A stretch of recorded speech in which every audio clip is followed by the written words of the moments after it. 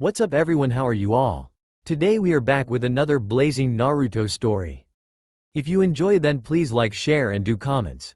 And also check the description to original creator of this beautiful creation. He's back. Oh my god. Get Tsunade-sama this instant. Hi. Footsteps rushing all over the place. Haruno Sakura could not believe what she's hearing. Naruto had actually succeeded in bringing Sasuke back. She had nearly given up hope after all these years. She couldn't control herself. The feelings she felt that very moment, as she saw a blood-covered Naruto and a slightly injured Sasuke walk right through that door, to tell you the truth, it was mixed. She had no idea whether she was worried about Naruto or happy because Sasuke's back. 2 years ago, she would not have hesitated to accept Sasuke's return with utmost glee and happiness, yet now, after all that Naruto has done for her, it seems somewhat cruel to just ignore him. Yet, she brushed it aside. There was no time for such trivial thoughts, both of them are injured. She immediately shouted orders at the rest of the medical ninjas and she herself proceeded to check Sasuke's condition. Meanwhile, Naruto was standing by her side, grinning. However, the grin that he sported this time was somewhat different, it was genuine. Sakura could tell straight away. Sasuke looked up at her and smiled weakly. Hey, Sakura, I'm back. Sakura merely told him to hush as she checked for any major damage to his limbs etc. When she was finally satisfied, she took a good look at Naruto. And it was then that she actually saw what he had been hiding. Naruto. Why? Stop blocking those injuries and let me see them this instant. This is foolish. Sakura gasped, for what she saw wasn't a pleasant sight. Naruto's abdomen was slashed at least 20 times, his arms were bleeding profusely and the cause was not yet found. His legs seemed ready to crumble any second, and all he said before he fell unconscious was, "Ha. Sakura-chan, I kept my promise." And with that, not hearing Sakura's cries, he fell into the darkness. Later, hey kid. Wake up. Look, I do not intend to let you sleep on your lazy ass forever you know. Now wake up, Kyuubi? Why did this happen? What are you talking about? You know perfectly well what I'm talking about. Why did you let that Uchiha attack you without retaliating? Shut up. I promised Sakura-chan I would rescue Sasuke, but it'll be pointless if he was fatally injured. Oh, so you're saying that it's okay that you get killed, and watch as the two of them get all lovey-dovey. Is that what you want? Look, I don't really care, but getting the crap beat out of me without retaliating, believe it or not, it's downright embarrassing. Embarrassing or not, I got the job done. Sasuke's back, so Sakura-chan should be happy now, I guess. HMPH, you're pathetic. Giving your own girl to your enemy. That's just downright stupid. I assure you, all Uchihas got something up their sleeves, and it definitely ain't as simple as just giving in to you. Don't you find it weird that he gave up his pride too easily? Enough. Sasuke's not like that. And tell me, why am I able to converse with you this frequently now? Where exactly am I? Ignorant brat. If you want to tap into my power, obviously you are infiltrating the seal. Why else would you be here? And why are you changing the subject? Look, Kyuubi, I've had enough. Just forget about me being the Jinchuriki and you the Biju, forget it. I'll make a deal with you. When in need, you lend me your power, and I can assure you I won't die. In return, I'll let you voice your opinions whenever you want by further infiltrating the seal. How's that sound? HMPH. Interesting. I suppose I could oblige. But I'm telling you kiddo, that Uchiha's bad news. Alright, now shut up, and send me back. Do it yourself. I'm recuperating. Taking all those hits for you isn't really a pleasure you know. And kid, I demand that you rest. I have no intentions of letting my host let his stress add up and therefore make a nuisance of himself on the battlefield. It's only been seconds in the real world. Rest up. Naruto then began to feel the surroundings fade in and out of focus once more, and this time, he truly fell into a deep slumber, leaving all his worries behind. A few hours later, Naruto slowly began to stir and surprisingly, what caught his attention first was a bunch of long white spiky hair by the window. Aro-Senin? What are you doing here? Asked Naruto as he slowly tried to get up. Jiraiya looked at him and smiled gently. I see you're awake. That's a good sign. Looks like Tsunade haven't lost her touch yet. Naruto rubbed his eyes and realized that the sun was already setting. What time is it? Jiraiya's back was still facing him, 6:30 p.m. Tell me, Naruto, why? His expression immediately became grave, and Naruto could tell that this time, he was serious. Why did you not retaliate? Naruto sighed, and just as he was about to give him the same answer as he gave the Kyuubi, he stopped. Jiraiya continued to observe him and ruffled his hair. You would do anything for her, won't you? Naruto pretended not to hear it and replied, it's a promise. I always keep my promises. If I say I'll accomplish something, I'll do it. That's my way of ninja. You know that. Jiraiya laughed, looks like you're really different from me. So loyal to you, Sakura-chan, aren't you? And with that, he teasingly squeezed Naruto's cheeks. Tie. That hurts. Ha, would I do that if it doesn't hurt? Baka Yaro. Whoa, vocabulary there. What can I say? Looks like you've been learning more than jutsus from me, Naruto. You, forget it. You're not worth it. And just then, he saw Tsunade come in. Ba-chan, what's up? The vein throbbed dangerously on the Godem Hokage's forehead. I'll let you off this time because you're really injured. She clenched and unclenched her fists to allow herself to calm down. Naruto grinned. Hi. Nay, Ba-chan, how's Sasuke doing? He's fine. Sakura is with him at the moment. I came here to check up on you, seeing that you decided to let him pummel you to the death. Look, I'm fine, and don't ask me why I did it. It's a promise. Get the picture? Tsunade gazed lovingly at the blonde teenager. She always treated Naruto as her little kid brother. And she can't help but feel biased this time, even if she is Hokage. She felt that Sasuke went way overboard this time. She wasn't going to forget this anytime soon. Naruto noticed the change in her expression and immediately muttered, look, Tsunade-ban, don't go too hard on Sasuke. It was really my fault for not stopping him in time. Jiraiya immediately smacked him on the head. Idiot. Stop blaming everything on yourself. His betrayal has nothing to do with you. He merely wants power. He was consumed by hate. He knows nothing by revenge. It's a miracle that he even agreed to return. Tsunade sighed and bent down and hugged the boy. Look, Naruto. Just stay in bed and rest for today, okay? That's all I ask from you. Tomorrow, you'll be released and you can move around as much as you want, but just for today. Try to behave to allow your injuries to heal. Please. Naruto noticed the dark circles around her eyes and the increasing number of wrinkles on her face, and it didn't take a genius to figure out that the stress due to the recent string of events were taking its toll on her. He simply nodded, yet, he seemed to have changed his idea. Anyo, Ba-chan, just let me stroll for a couple of minutes, will ya? I want to see Sasuke. And without waiting for an answer, he hopped out of bed and walked out of the room. Jiraiya raised his eyebrows. Looks like that boy is about to witness pain. Tsunade looked at him, confused. What do you mean? Jiraiya closed his eyes. You'll see. I pray to God that Naruto's going to be okay after this ordeal. I know, I've had this feeling before.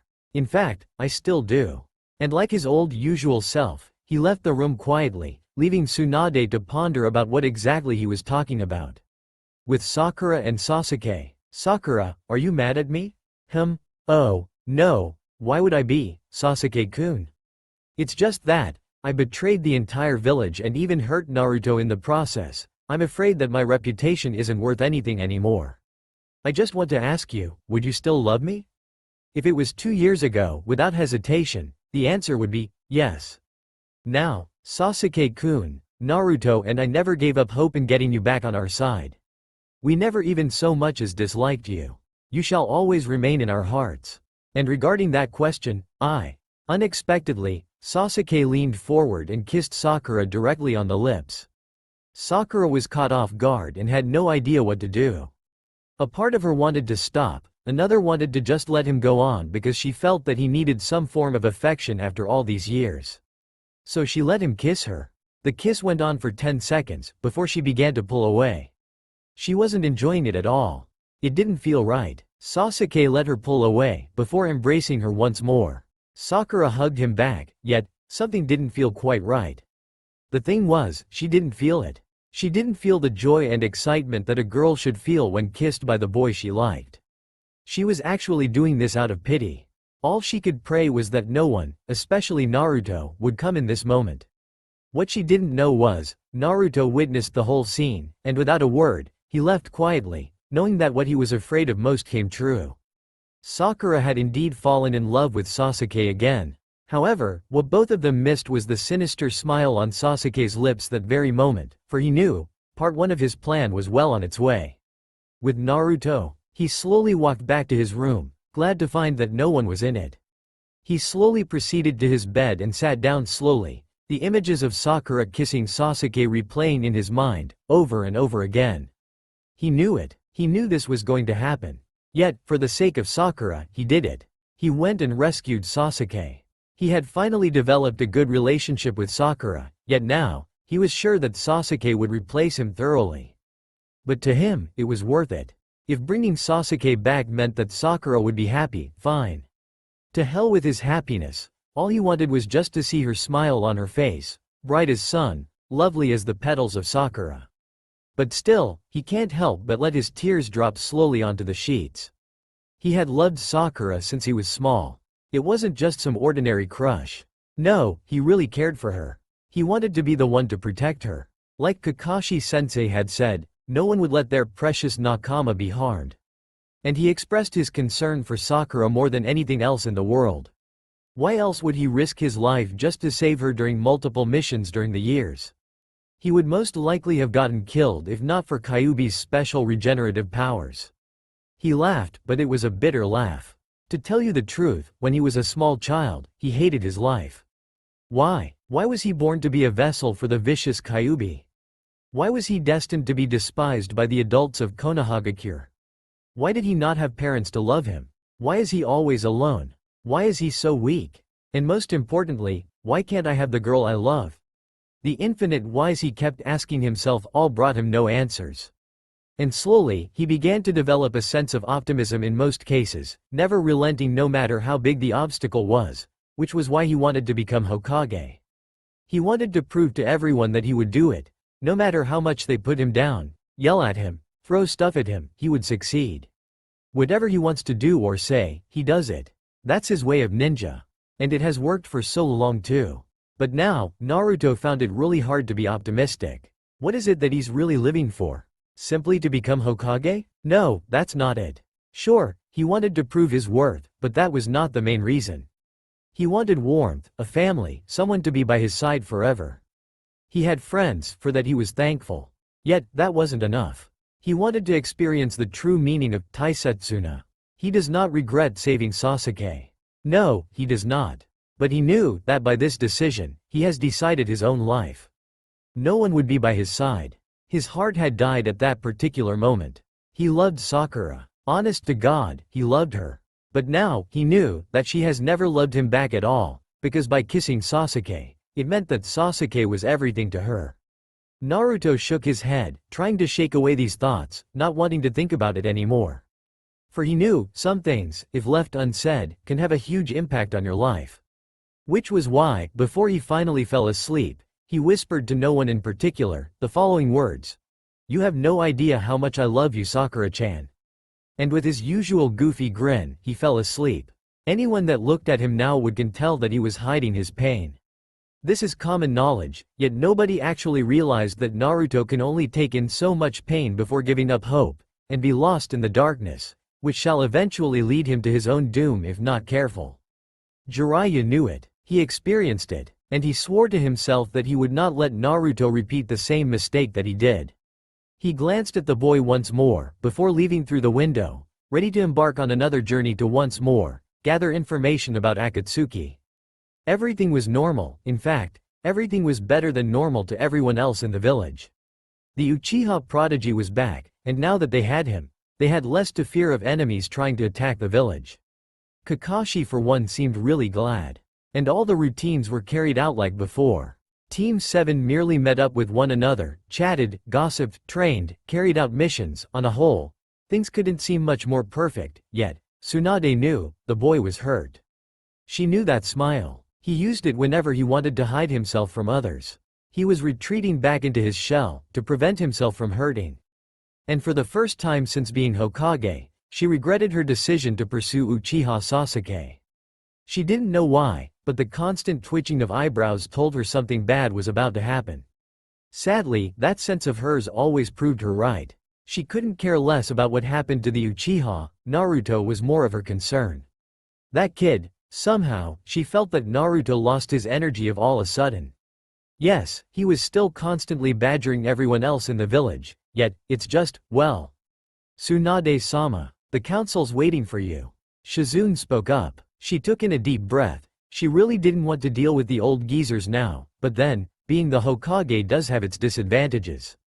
All right, I'll be there in about 2 minutes. Elsewhere, you think that kid actually succeeded? HMPH. He better. Caring for him? You know as well as I do, that he's nothing but trash. A useless piece of trash, but that's it. So according to plan, chaos should start around midnight, huh? Meh, this mission took us a month. It's been pretty boring when I don't get to kill people. Hey, you think that's the signal? Move out. Back in Konohagakure. Ohio Naruto. Ohio, Sakura. Yo, Dobi, Sasuke. Kakashi sighed as he watched this scene. It just didn't felt right. Naruto no longer had the sparkle in his eyes whenever he called out Sakura's name. Also, the suffix was left out. And even though he hated to admit it, the greeting between Sasuke and Naruto lost the fire within it. No emotions, just a plain greeting, no happiness. He had no idea what to do. It actually seemed much better when it was a 3-man team, with Naruto, Sakura and himself. Naruto seems lost in his own thoughts all the time now. Sometimes, he wondered, where was the Naruto that was supposed to be active, happy and noisy at all times? And even though he knew the answer, he really didn't want to accept it. The reason would be because that kind of Naruto never existed. He pretended to be happy even when he was sad. He was noisy so that he could get attention. He was active to get himself into top condition for any obstacles that might come his way unexpectedly. You never knew what would happen with yourself being a Jinchuriki. Kakashi knew it was partially his fault. Scratch that. It was his fault for not showing more concern for Naruto. He taught Sasuke most of his techniques in the hope that Sasuke would not want to go over to the evil side just to gain power. He even taught the guy advanced chakra control techniques such as form manipulation and elemental manipulation. Come to think about it, all he ever taught Naruto was how to control his chakra to enable him to walk vertically up a tree. He winced at the thought of only catching up in his training with Naruto when Sasuke left. Yet, Naruto never said a word about it, but he knew that deep in his heart, Naruto must have been heartbroken. Not only was he constantly rejected by Sakura, his sensei too neglected to give him training. He could only imagine how that felt. Sakura noticed how Naruto always looked away whenever they met. Also, there was no more enthusiastic, Sakura-chan. No, there was only a quiet, reserved, Sakura. She bit her lips. This was not how she intended it to be. She knew Naruto liked her in a way more than a friend. She noticed it yet, she did not tell him. Where's the point? She would always tell herself. I belong to Sasuke-kun, right? But now, she was beginning to regret her decision of totally ignoring Naruto's affections when she was young. How could she have not noticed him? He would risk anything, even his life, just to save her. He proved that by going against another Jinchuriki just to save her. That Jinchuriki also happens to be the case cage of Shinagami. Subaku no Gara. Sakura was unsure of her feelings towards Naruto and kept telling herself that it was just respect for him. But then, why was she feeling so down when Naruto wouldn't look at her, and why does it feel like her heart's being torn apart whenever he had that look on his face? The look of sorrow and melancholy. She really missed the old Naruto who would always pay her his utmost attention. She felt really good that way. Why? She knew. Yet, she didn't dare to go any further. This isn't right. Naruto's just my friend. Besides, Sasuke-kun is back. Those were the stuff she kept telling herself. However, just one look at Naruto's sad face was enough to bring tears to her eyes. No, this was not the way she wanted it to be. She had thought that with Sasuke back, Team 7 would be ready to go like before and the happiness would return. But that didn't happen for Naruto. It seemed as if all he felt was bitterness. He would no longer voice his opinions anymore, just going along with whatever they suggested. And the worst part was, Sakura somehow felt that it was all her fault. Naruto just wanted it all to end. Maybe suicide would be a good solution. Nah, the stupid kitsune would not agree to it anyway. Damn right I wouldn't. I didn't ask for your opinion. Look kid, I don't care. Just stop thinking all these thoughts, you're driving me insane. You are insane. You are Kyuubi. You massacred my village. I got blamed for it. How sane are you? Hey, I said I pity you, don't take my kindness for granted. I forbid you to have any negative thoughts. Especially because of that girl. Just grab her and run away or something. You humans are so complicated. If I were you, I would just tell her and get it over with. Look, she's with Sasuke. I brought Sasuke back so that she can be back. She only loves him. I knew that 3 years ago. And as flashes of that scene came back, it took all of his willpower to stop him from breaking down at that particular moment. Flashback, Naruto. Sakura-chan? You're too late, Sakura. Tsunade-sama specifically ordered that you stay out of this mission. I know. Naruto, before you leave, please. Promise me that you'll bring him back. I've tried, but he doesn't listen to me. Please, I know that only you can bring him back. Promise me, Naruto. Naruto could only stare at the tears on Sakura's face. And of course, given the situation, what would you do if you were Konohagakure's #1 random ninja? He gave a tiny smile, but anyone could tell it was bitter. So, that's how you feel about Sasuke. You really love him, don't you? I understand, totally, how you feel right now. He then changed back to his usual grin. No problem. I'll bring Sasuke back to you if that's the last thing I do. It's a promise. And with that, they had proceeded on with the mission, which of course, earned him a Chidori in his right lung. Flashback end. He slapped his hand over his eyes. Well, I never go back on my word. I'm starting to doubt myself now.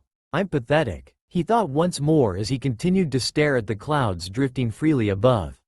At least now he knows why Shikamaru loves to watch the clouds. You know, kid, I really had to say it. You are one amazing shinobi. HMPH. I don't think even the fourth would be able to withstand such pressure throughout the years. Well, Baka Kitsune actually praises me. What is it that you're up to? Hey, sensed it, huh? I know I'm dumb, but I'm not that dumb. Look, here's the thing. I don't trust that Uchiha. Would you give it a rest? Listen, I know what I'm talking about. Just, be alert, kid. Don't want you to go off killing yourself, acting like a hero and stuff. Not when I'm in you at least.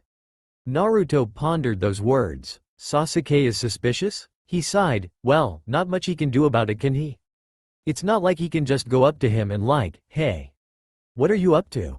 You didn't just come back here for friendship PFT. That would be as bad as the villagers putting him down. No, he would take the risk. He would not doubt him, and if it turns out that he does have something else up his sleeve, he'll make sure that he will be the one to kill him. With Jiraiya and Tsunade. Look, Tsunade, just listen to me this once. I swear I saw Kisame and Deidara outside Konohagakure. Itachi might be here as well, seeing how he was paired up with Kisame. And the reason? Jiraiya. Enough. This, I already know. What I'm not happy about is the next sentence you're going to say. You and I both know that this happened because that Uchiha brat is back. I want you to put 4 Anbu on his case straight away. I would rather not risk the chance. I prefer Naruto in One Piece, thank you. And you think I don't? It's just, the council. That bastard Danzo actually wants the Uchiha brat to become the 6th Hokage. And of course, he had got the whole council going his way. So sending an Anbu team tailing him is not happening, as much as I wanted to. Isn't nominating the next Hokage your job? I know, but apparently, the advisors feel that since Danzo and Sarutobi-sensei were from the same generation, and hold approximately the same political power, they were willing to listen to him as well, and since well, you know who I'm going to nominate. Jiraiya sighed. Leave it to the old geezers to screw things up. He stared at Tsunade for a second, and noticed how her usually strong appearance is faltering. She looks so weak and frail right now, so helpless, so tired. And he knew, she was desperate. She wanted Naruto to be acknowledged by everyone in the village, and even though half the village did just that, the other half remained stubborn, insisting that the boy was nothing but a demon. He moved over to her slowly and allowed her to melt into his embrace. Just this once, he closed his eyes, just this once, he would let himself be her pillar, and he had no idea, that was what Tsunade was thinking at that moment. Back with Team 7, Yash, we've officially finished our C-rank mission. Say, how about we all go out for dinner before I dismiss you guys? Kakashi intended to use this opportunity to get the teamwork spirit back again. And he smirked, Ichiraku ramen is tonight's special. My treat. I won't disappear after eating this time. Sakura knew what Kakashi was trying to do and therefore immediately agreed with great enthusiasm. Sasuke saw it too, and though he never really liked ramen, he supposed he could put up with it for just this once. Now, Kakashi thought that even Sasuke has agreed, there's going to be no problems, right? Wrong. Naruto scratched his head and grinned sheepishly. Gomen ne, Kakashi-sensei. But I really have to catch up on training with Ero Sennin tonight. He's leaving soon, remember. You guys, have fun without me. Ya ne. And with that, he sprinted towards the Hokage Tower, leaving the other three of Team 7 in disbelief. Kakashi sighed, no way Naruto just rejected ramen. And if his Sharingan noticed correctly, tears were about to well up in the blonde boy's eyes when he said the last sentence. This is bad, real bad, and somehow, he couldn't get rid of the feeling that he felt this afternoon, that it was all his fault. Sakura gasped at Naruto's fast exit. She was hurt, couldn't the baka see that they were trying to get together again? But, what's with the intense amount of pain behind those cerulean orbs? Why? Why does it feel so nostalgic? Where had she seen that look before? And most importantly, why does she care? Of course, she cared as a friend, but this time, it felt different. Not the immature way of just going, hey, Naruto, what's wrong with you? And with the baka replying, nothing. I'm as good as ever, Sakura-chan. That doesn't happen anymore. They were 16 years old now. And she couldn't help but wonder why Naruto was so anxious in leaving the three together, without him. Surely he must understand that Team 7 will never be complete without him, right? Right? But, Sakura sighed. It wasn't really for her to judge Naruto.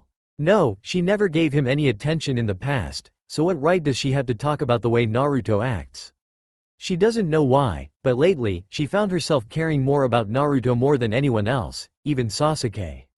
The way Naruto hid his pain confused her, yet the reason behind this pain totally baffled her. Didn't he bring Sasuke back?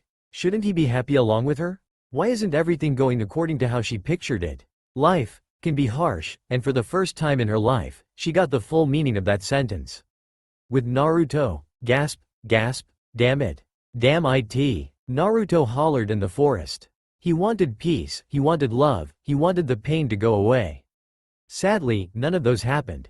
All he got was more pain. He couldn't believe how the mere sight of Sakura, Sasuke and Kakashi smiling as they did their usual missions made his heart ache. The scene was perfect. Sasuke's usual smirk, Kakashi's lame grin, and of course, Sakura's wonderful smile. Perhaps it was too perfect. Till the point that even if he was left out, it still looked ideal. It was as though he never really belonged to the team. He didn't fit. No, he couldn't get himself to fit into that scene, as much as he tries. He realizes that maybe he shouldn't fit. After all, Sasuke was back, so he was back to his lame old self, right? He should be acting carefree and happy all day long, right? But, it was just too tiring. He did it to gain attention, to let others think that he's just a dumb, idiotic blonde. But now, what's the point in acting anymore? Why should he pretend to be all joyful and content when every bloody thing in this whole world is against him? Why? He knew it would come down to this. The moment Sasuke was brought back by him, he knew this would happen. Haha, life's a bitch alright. He knew it ever since he was born. He fought against fate and maybe even won a few times. Yet this time, he feels lost. He doesn't even know what he's fighting for anymore. The villagers obviously like the Uchiha more, and all attention would be turned to him, and of course, the fangirls would turn crazy once again. It all seemed normal in any village. Everyone going about their daily business, not caring about anything else, with everyone only giving a damn about themselves and their friends. Yes, it was ordinary. But to Naruto, not having anyone even so much as look at him, even if it was with contempt, not having anyone to care for your well-being, no one to ask, hey, how ya been? That is pure nightmare. And no way in hell does he want to experience that, not again. Not when he finally found friends who released him from his oblivion, no. Ironic, isn't it? His friends and loved ones were the ones that saved him, yet. The ones who are going to ignore him, life's unfair. If you think that it's just that simple, you've got a lot to learn. At midnight, it's time. Forgive me, Naruto. And with a burst of fireworks, Sharingan was activated. Let it begin. North of the village. Damn it. Where are the goddamn reinforcements? Do they expect us Anbu to take care of 3 Akatsuki members by ourselves? Not to mention the dirty scumbags from Otogakure. There are at least 500 of them. With Kurenai, Guy, Genma and most of the other Jonins gone, we won't stand a chance. The reinforcements are blocked by Kisame Hoshigaki. What the? Arg. Garg. As expected, after the signal fired from Uchiha Sasuke's hands, the three Akatsuki members got into their positions. After Uzumaki Naruto killed Orochimaru, Sasuke decided that he still wasn't strong enough, and therefore, he went to the Akatsuki and made a deal with them. Which was why Itachi, Kisame and Deidara were barraging Konohagakure with attacks that have the power to decimate a village 5 times its size. The Anbu were all devastated. Not only did their defenses totally break down, they allowed the enemy various entry points. Deidara ignored all the pains that came from the shinobis that were blown apart by his clay bombs. Oh yes, he minimized the firepower, and by blowing them apart, yep, they will die slowly, that's right, enjoy death you dumbasses. And it was only when a green blur flew right at him, did he stop his insane laughter, and for the first time that night, he looked shocked. Indeed, the guy in front of him looked like a joke. Green spandex, thick as eyebrows, ridiculous stance, and looked as if he had no chakra at all.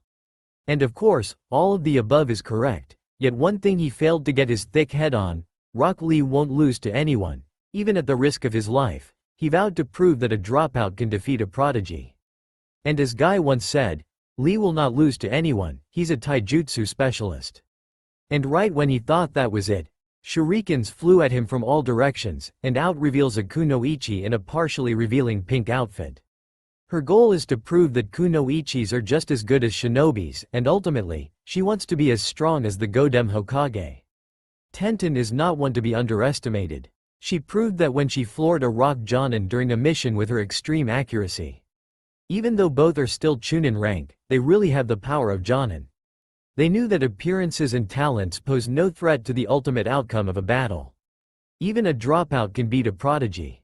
Uzumaki Naruto, Konohagakure's #1 unpredictable ninja, proved that. Now, they were going to prove it. Nothing's impossible if you put your heart to it. Only if you give it your all, will you be truly proud of your efforts regardless of the results. That is the lesson learned long ago. Now, it is with pride in their hearts, pride in fighting for Konoha, that they stand before their opponent. Deidara licked his lips. Ooh boy, let the fun begin. West of village, Kisame was having the time of his life cutting shinobis in half. No one could stand in his way. His strength was incredible, combine that with Samahata, and he became almost invincible. He felt confident in his taijutsu, and even if he went against some great ninjutsu expert, all he has to do is to wave Samahata around and absorb the chakra from the attacks. Therefore, to the Konoha shinobis, he should be invincible. All of them are unworthy. Yet, why was he having this tingling feeling within him? Who was this Hyuga standing in front of him? His eyes, they're different. Sure, his clothes are the same as any other Hyuga member, but Neji learned his lesson from Naruto a long time ago. So what if this guy can absorb chakra? So what if he has inhumane strength? None of that matters. One has to control one's destiny, and to do so, one must go against the odds, no matter how ridiculous it seems. If a dropout who has the worst possible chakra control in the world can defeat the first ever deemed prodigy in the Hyuga clan, then, he would have no problem going against him. He shall prove that he, as a member of the bunk of the Hyuga clan, can control his own destiny. After noticing the same movement and stance from his left, he smiled. So, she was his partner. That would be really reassuring. The teenage girl stared down Kisame with equivalent determination. Her white eyes, however, revealed a layer of tranquility behind the will to battle. She had proved herself capable after achieving Chunin rank and finished over 50 A-rank missions. When she was young, no one acknowledged her due to her lack of strength. And she would always be lonely and sad after hearing how her father constantly barraged her about how she disgraced the Soke of the Hyuga clan. She was about to give up once and for all, if not for one ninja, Uzumaki Naruto. He was always trying, over and over, never giving up. His Nindo, I never go back on my words. I shall never give up, etched itself deeply into her mind, and with that, she found herself following his footsteps, and slowly, but surely, she became what she is today. She has successfully gained the respect of the Soke family members and her own father, who could finally proudly introduce her to other political members of the council. She is Hyuga Hinata. He is Hyuga Neji. Both had different destinies, both thought they were done for. Both were saved from the darkness in their hearts. Both by Uzumaki Naruto. And it is with that determination that they face Kisame Hoshigaki, even if he is one of the Kiri no Shinobigatana Shichinin Shu, even if he is Kirigakure no Kaijin, so what? Nothing is for certain, that had been taught to them over and over, yet they never fully understood what it meant before. Now it shone in their eyes, clearer than ever. And it is with that rage in their hearts, the rage at those who dare hurt their nakama, that the two Hyugas face the Akatsuki member. And with a smirk, Kisame pulled out Samahata once more, ready for battle. East of village, Sharingan versus Sharingan once again, huh? Kakashi eyed his opponent with contempt. Uchiha Itachi, brilliant prodigy from the Uchiha clan, graduated at the top of his academy class at the age of 7, mastered Sharingan by the age of 8, became a Chunin at the age of 10, and became an Enbu squad captain at the age of 13. He killed the entire Uchiha clan, all except Uchiha Sasuke, within one night, displaying his overwhelming amount of power. He has obtained Mangekyo Sharingan by killing his best friend Uchiha Shisui, able to use the most power-dominating Genjutsu, Tsukuyomi, and Amaterasu, a jutsu which creates black flames that are hotter than the sun itself and can penetrate any barrier. His jutsu speed is insanely fast, and by merely pointing at you, he can cast a strong genjutsu. Of course, genjutsus are useless against him, seeing how he merely copies your genjutsu and sends it right back at you. Meanwhile, copy ninja Hitaki Kakashi, like his father, whose skills have been compared to that of the legendary Sannin, Kakashi is considered a genius shinobi, graduating from the Ninja Academy at age 5 and achieving the rank of Chunin at 6. At the age of 13, Kakashi achieved Jonin status. Gained his Sharingan from Obito, whose body was crushed by a landslide during a mission to save the third member in their team, Ren. And it is with that Sharingan eye, that Kakashi never forgot what Obito did for him, and to avenge him, he perfected Chidori and turned it into an S-rank jutsu, Reikuri. He is the highest-ranking technique specialist in Konoha, and said to be the strongest Junin in the village. He even developed his own version of Mangekyo Sharingan. With it, he can manipulate space-time, utilizing it to conduct long-range attacks. Now, once again, the two face one another. Sharingan versus Sharingan, huh? HMPH. How ironic. Within the village, Kaman Akamaru, Gatsuga, Baika no Jutsu, Nakuden Sensha, Human Bullet Tank, Wham! Another 20 or so Otogakure shinobis down. The two powerhouses in taijutsu of Konoha are fighting it out on the streets, whereas other Chunins allow the villagers to retreat back to the evacuation site. They were unstoppable, beating down anyone who dares take a step past them. And if they failed to get to that person, Cage Shibari no Jutsu, Shadow Bind Technique, Shinrenshin no Jutsu, Mind-Body Disturbance Technique. Yep, Nara Shikamaru and Yamanaka Ino rounded up the ones that actually managed to get past, and of course, with Shikamaru's Cage Kyubi Shibari no Jutsu, Shadow Neck Bind Technique. Let's say, no one managed to get past them so far. Aburame Shino sent his bugs to every corner of the village to detect whether any other enemies were lurking in the dark. If there were, great, feast for the bugs; if none, continue searching. It was taking a lot of mental power to actually control 5,000 bugs, but he thinks he can manage. After all, he is from the Aburame clan. Shikamaru wasn't really worried about the current situation.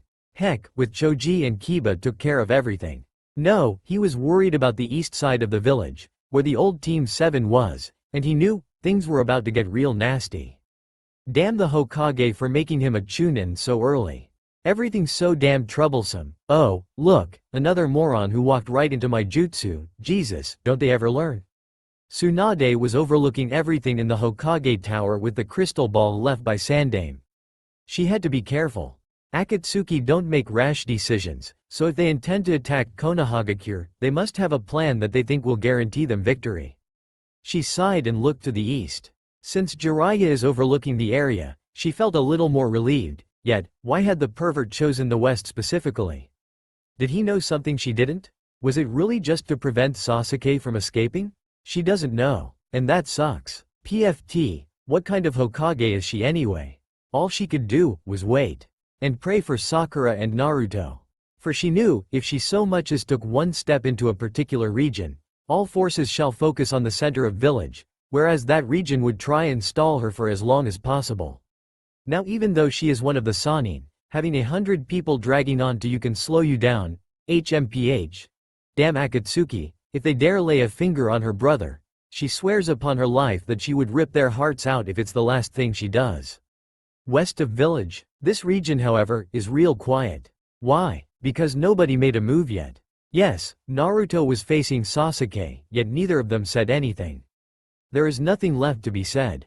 Naruto merely closed his eyes and sighed. Man, to think that Baka Kitsune is actually right for once. Ha ha ha ha ha ha ha. Sigh. You sure you want to do this again, Sasuke?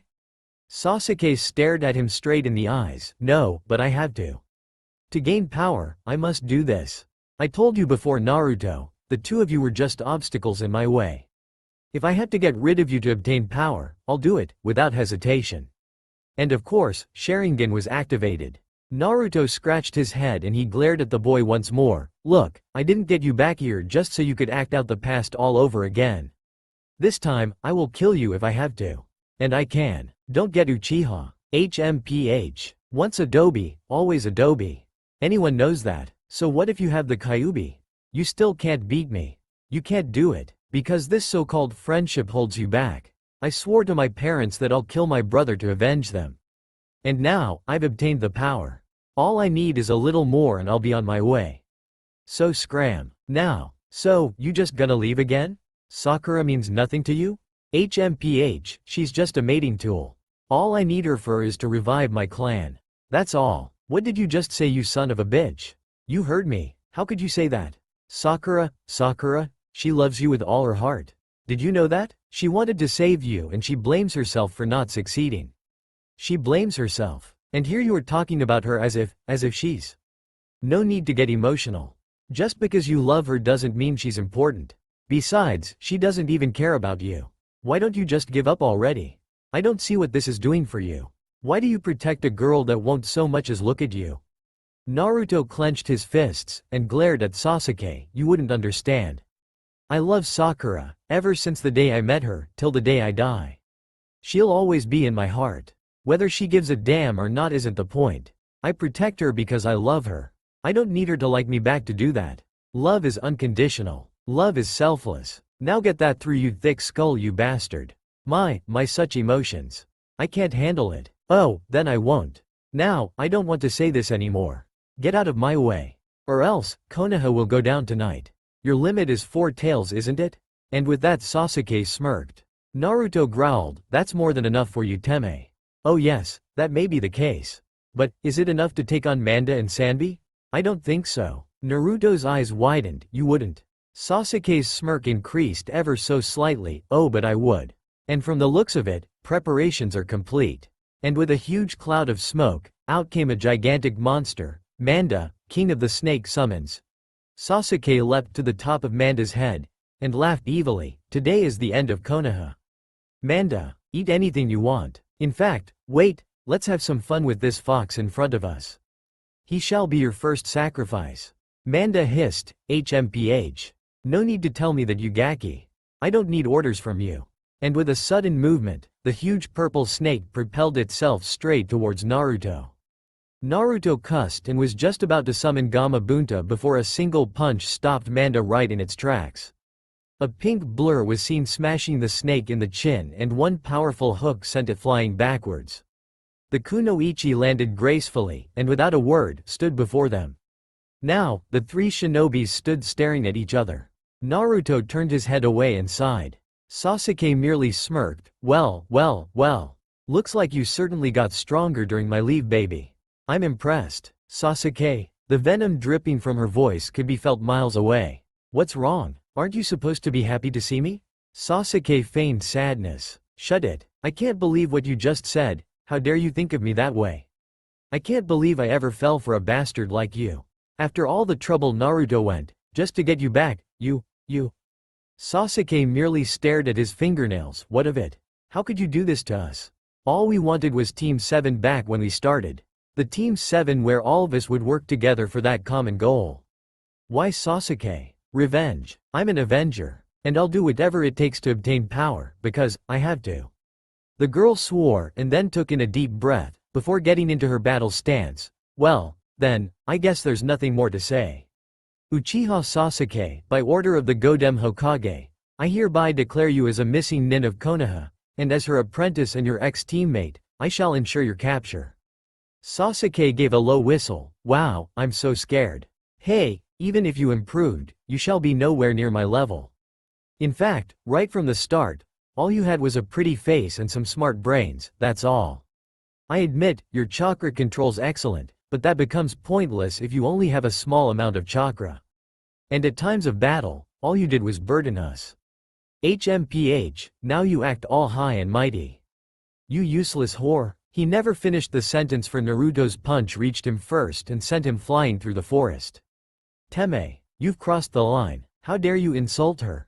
If it wasn't for her taking care of you in that damn forest, you would have died. Sakura's right, you're no longer the Sasuke I know. You're just a bastard that craves for power, just like Orochimaru." Sakura took her stance beside him and both got ready. Sasuke stared at them for a long time before, smiling, "Let's end this, shall we?" Suddenly, just outside the village, poof, a huge cloud of smoke can be seen, and 10 huge snakes, a little smaller than Manda, appeared. Fangs baring, all ready to rip some flesh. The Konoha shinobis were totally shocked at their appearance. They can barely hold their ground anymore, and here was the enemy, adding more allies to their fray. Even Shikamaru could see how bad the situation was. Possible tactics were having Shino send his bugs to temporarily distract the snakes, Kiba and Akamaru transform into the wild beast and use Garuga, and finally Choji could use Chobaika no Jutsu and wrestle the snakes. Yet, all these tactics might cause too much damage to the village. Kuso. There isn't even time for him to think of a strategy. All he has is 10 seconds, maybe less. God damn it. Suddenly, a clear voice rang out, "Doden, Yomi Numa." Earth release. Swamp of the underworld. And the entire forest area surrounding the snakes transformed into a huge swampland, engulfing the snakes bit by bit, yet the snakes were still thrashing about. Ninpo Kachiyuse, Yatai Kuzushi no Jutsu, summoning. Food cart destroyer technique. A large toad was summoned in midair and brought down to crash directly on the snakes, further hindering their movements. Ibiki turned to the direction of the jutsu user, Jiraiya-sama. "Hurry. Get rid of the Otogakure shinobis as quickly as you can, I'll take on these beasts myself. Now go." Hi. And all the Anbu hurried off to carry out their mission. Jiraiya sighed, he hated to admit it, but if anything else comes up, he can't do nothing about it. Those 2 jutsus used up a fair amount of his chakra, and if anything worse appears, oh boy. Better be careful. He bit his finger and performed a few seals before slamming his hand onto the ground, Kachiyose no Jutsu. And once more, a huge cloud was formed, and this time, Gamabunta appeared, and taking in the view in front of him, he asked no questions but merely snorted before saying, "Ha, Jiraiya. Things certainly have become quite difficult, huh?" Jiraiya sighed, "You bet.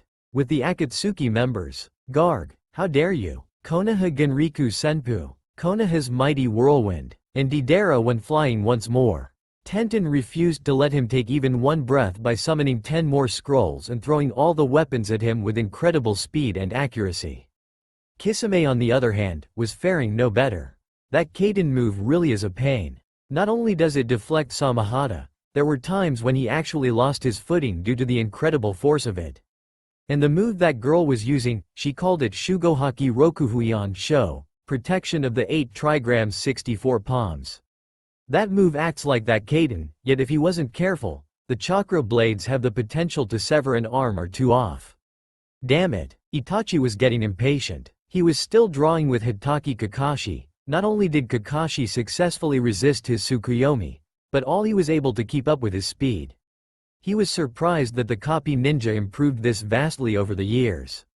Yet, if he didn't do something soon, maybe it's time. And with a silent gesture he sent red fireworks all over the sky, and at that instant Kisame and Deidara's eyes lit up. Ah hell yeah, about time we did that. Kisame merely guffawed and slammed Samahata towards the 2 Hyugas who, as expected, used their various defense techniques to try and counter, yet, that was all Kisame wanted. He forced them aside and dashed off.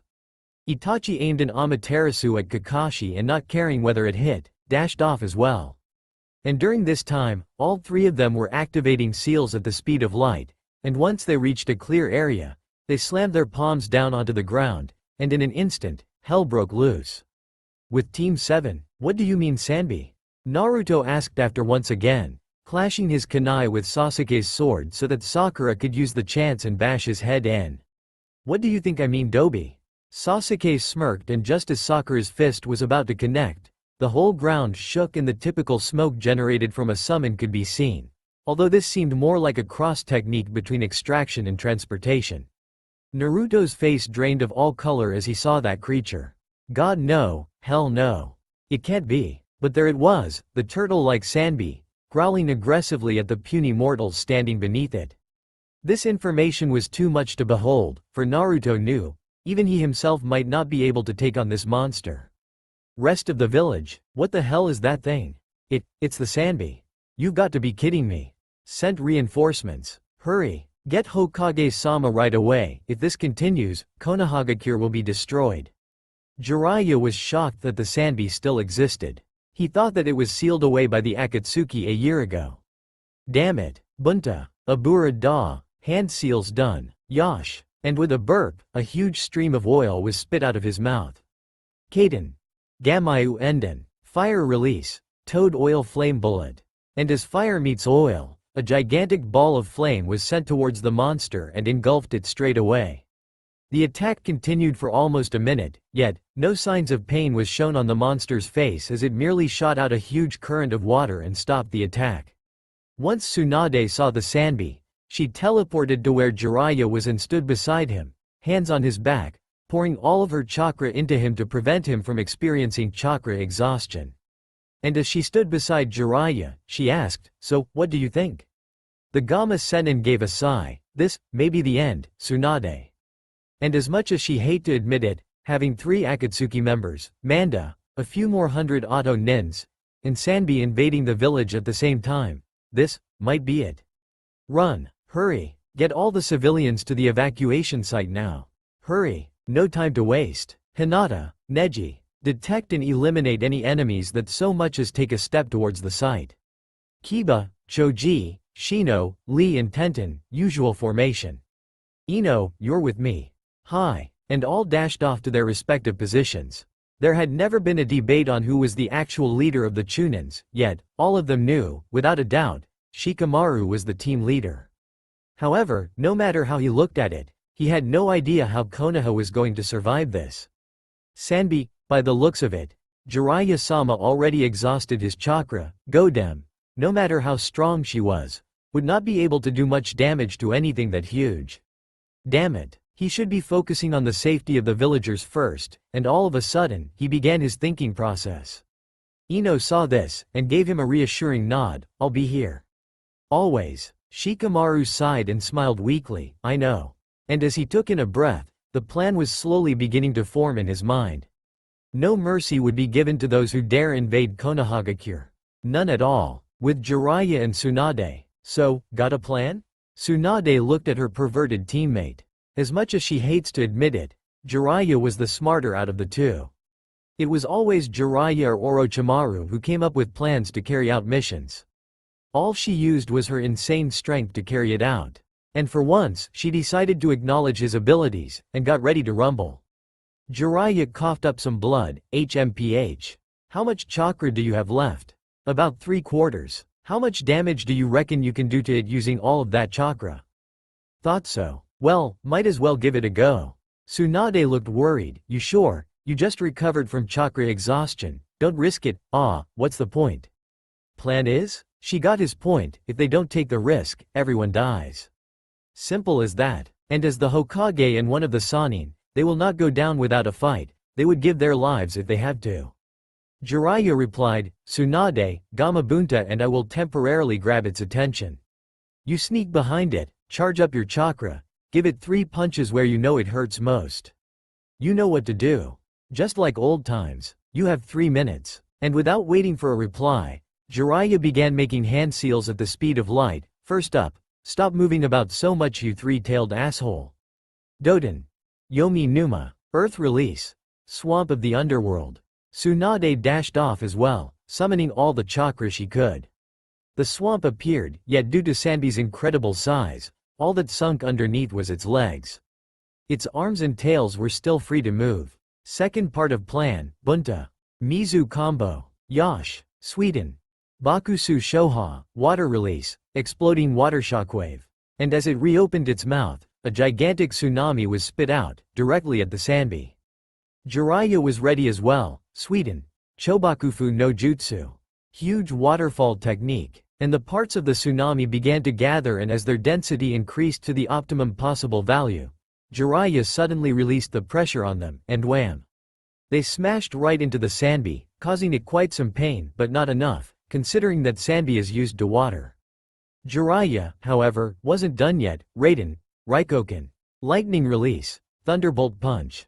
And as thunder chakra began to gather in his hands, he reappeared right in the middle of the tsunami, and just as it hit the Sanbi, he unleashed the jutsu. Water conducts electricity, simple as that, and the Sanbi howled in pain. Jiraiya frowned. Come on, it has got to have a weakness somewhere. With Team 7, Sasuke Teme, Dobi, and once again, Rasengan and Chidori clashed. The blinding light signified the intense amount of power within it. Naruto was activating two tails, and Sasuke, with Mangekyo Sharingan on. Tsukuyomi was pointless, seeing how Naruto's will was so much stronger and it became harder to get to the Kyuubi, and Sakura had her inner persona, a sort of Kekkei Genkei, bloodline limit. Both were immune to that genjutsu. Damn it, as the attacks neutralized once again, Sasuke charged up his blade with thunder chakra, his left hand focusing on another Chidori, preparing to end it all with this one go. All his chakra were on his left hand. Naruto growled, you asked for it. Fuuten. Rasen Shuriken. Wind release. Spiraling Shuriken. And sure enough, the familiar hissing of the rapid spinning chakra shuriken appeared, only this time, it was purple in color. Naruto was combining his chakra with Kyuubi's, meaning the power must be at least tenfold what it was before. Sakura gasped and shouted, Naruto. Stop that at once, you know what that does to your arm. Naruto merely smiled weakly, I know, Sakura-chan. But then, I had to end this. Tsunade Obachan won't be able to withstand Sanbi's ferocious attacks. I'm sorry. And with that, the look of determination was set on his face. Sasuke, one last time? Is this the path you've chosen? Yes. Alright, then. This is the final strike, Sasuke. Naruto. And like before, Sakura could only watch helplessly once more, as the two rivals charged towards one another. Was it fate that caused this? If so, why was she unable to change it? Why was she always so weak, only able to stand there, looking stupid while her two best friends were out there? One trying to gain power to protect her, one trying to gain power to avenge his clan. Both had to meet in order to prove which is superior. Not again, please, not again, no, and she dashed towards the two of them. Crash, and once again, blood splashed everywhere. Back with Shikamaru and Co. Reporting, all villagers evacuated. Currently, Iruka is allowing them to view the village's progress through Sandame's crystal ball, with the images magnified. I just hope not to hear too many people crying at the death of their close ones. All right, evacuation step 2, accomplished. Now, step 3, you guys know what to do. Ah, full retaliation huh? Yeah, we know what to do. Once done, get back here. We need to view the progress and analyze the situation before we can do anything. Let's just pray that Godem and Jiraiya-sama can hold for that long. Yes sir. And at once, all the Anbu disappeared. Shikamaru sighed. This was not how he wanted his job to be like. He thought that maybe, as a chunin, more easy as paperwork, less life-death decisions, meh, guess that would never happen. Man, being a smart genius was tiring. Ino noticed his looks and hugged him. Shika? Her eyes were filled with the love for him, wanting to somehow soothe his tense emotions. Something, anything to relieve him of the pressure. Shikamaru gave a weak smile, before holding her tight. Ino. She sighed, it wasn't fair, no one should be able to withstand such pressure. No one as young as them should be responsible for so many lives. Why must all boys be such stubborn people? She saw how Lee continued training even when his arms and legs were all broken, and his body barely recovered from the intense injuries Gaara gave him. Sasuke pushed himself to extreme when fighting Gaara after the exams. Choji, willing to risk his life in the fight against Jirubo, just to prove that Shikamaru was the best friend he could ever have. Neji, overcoming all odds, allowing the enemy to blast a huge hole in his body by Kidomaru, just so he could find an opening to defeat him. Even after the opponent found a weakness in his Byakugan, he refused to give up. Kiba, using up all his chakra against Saken, and nearly died because of it if not for Konkuru's entrance. Shikamaru, fighting against a woman whose chakra was 10 times his own, and narrowly avoiding death, now facing tons of problems that involved the survival of the village. Naruto, since he was young, he was shunned by all the villages, beaten up, bullied etc. Yet, he never gave up. He defeated Kiba in the Chunin exams, proceeded to defeat the Hyuga prodigy, Neji, and finally, he defeated Sabaku no Gaara. His strength was based on his sheer determination and love for Sakura. And as he moved to save Sasuke, he tried his hardest, yet all he earned was a Chidori. Still, he didn't give up. Sigh, maybe there was a reason why most people feel that shinobis are better than kunoichis. After all, they are no longer boys, they are men. Shika, I love you. I know, Ino, I love you too. With Team 7, Naruto's eyes widened. No way in hell that just happened. But it did. Blood was dripping from his hand, where his Rasen Shuriken was a minute ago. Oh my god. Sakura could not believe it. She now fully understood why blood could be such a terrifying thing, especially when it came from someone you care about. Lord, Sasuke was smiling, blood all over his body, but yes, he was smiling. His look was so victorious that it's spooky. He was glad. He had won after all. He was able to overcome his own inner demon and did what he wanted to do ages ago. Now, finally, I can rest. Sasuke. Both voices shouted as they dashed to his side. Yes, there was no more hate in their voices, only concern. Yes. You baka, baka, baka, baka, baka, baka. Naruto yelled as he struggled to keep his own tears at bay. Sakura was shocked to the core. She had no idea what to do but cry. Her lips trembled, her whole body was shaking. This whole ordeal was way too much for a young kunoichi like her to handle.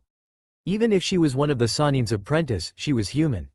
Sakura, hurry, heal him. She stopped her sobbing straight away, and quickly brought her hands out towards Sasuke's chest. And just as she was about to pour chakra out, Sasuke gently pushed her hands away, and whispered, "Don't." Naruto almost wanted to slap him. What do you mean no? You're dying you dumbass. And it's all my fault. He too was starting to break down. Really, none of these made any sense. Why? Sasuke managed a smirk. Never were too bright, were you, Dobi? And with that he coughed out blood once more, all the while grabbing Sakura and Naruto's hands.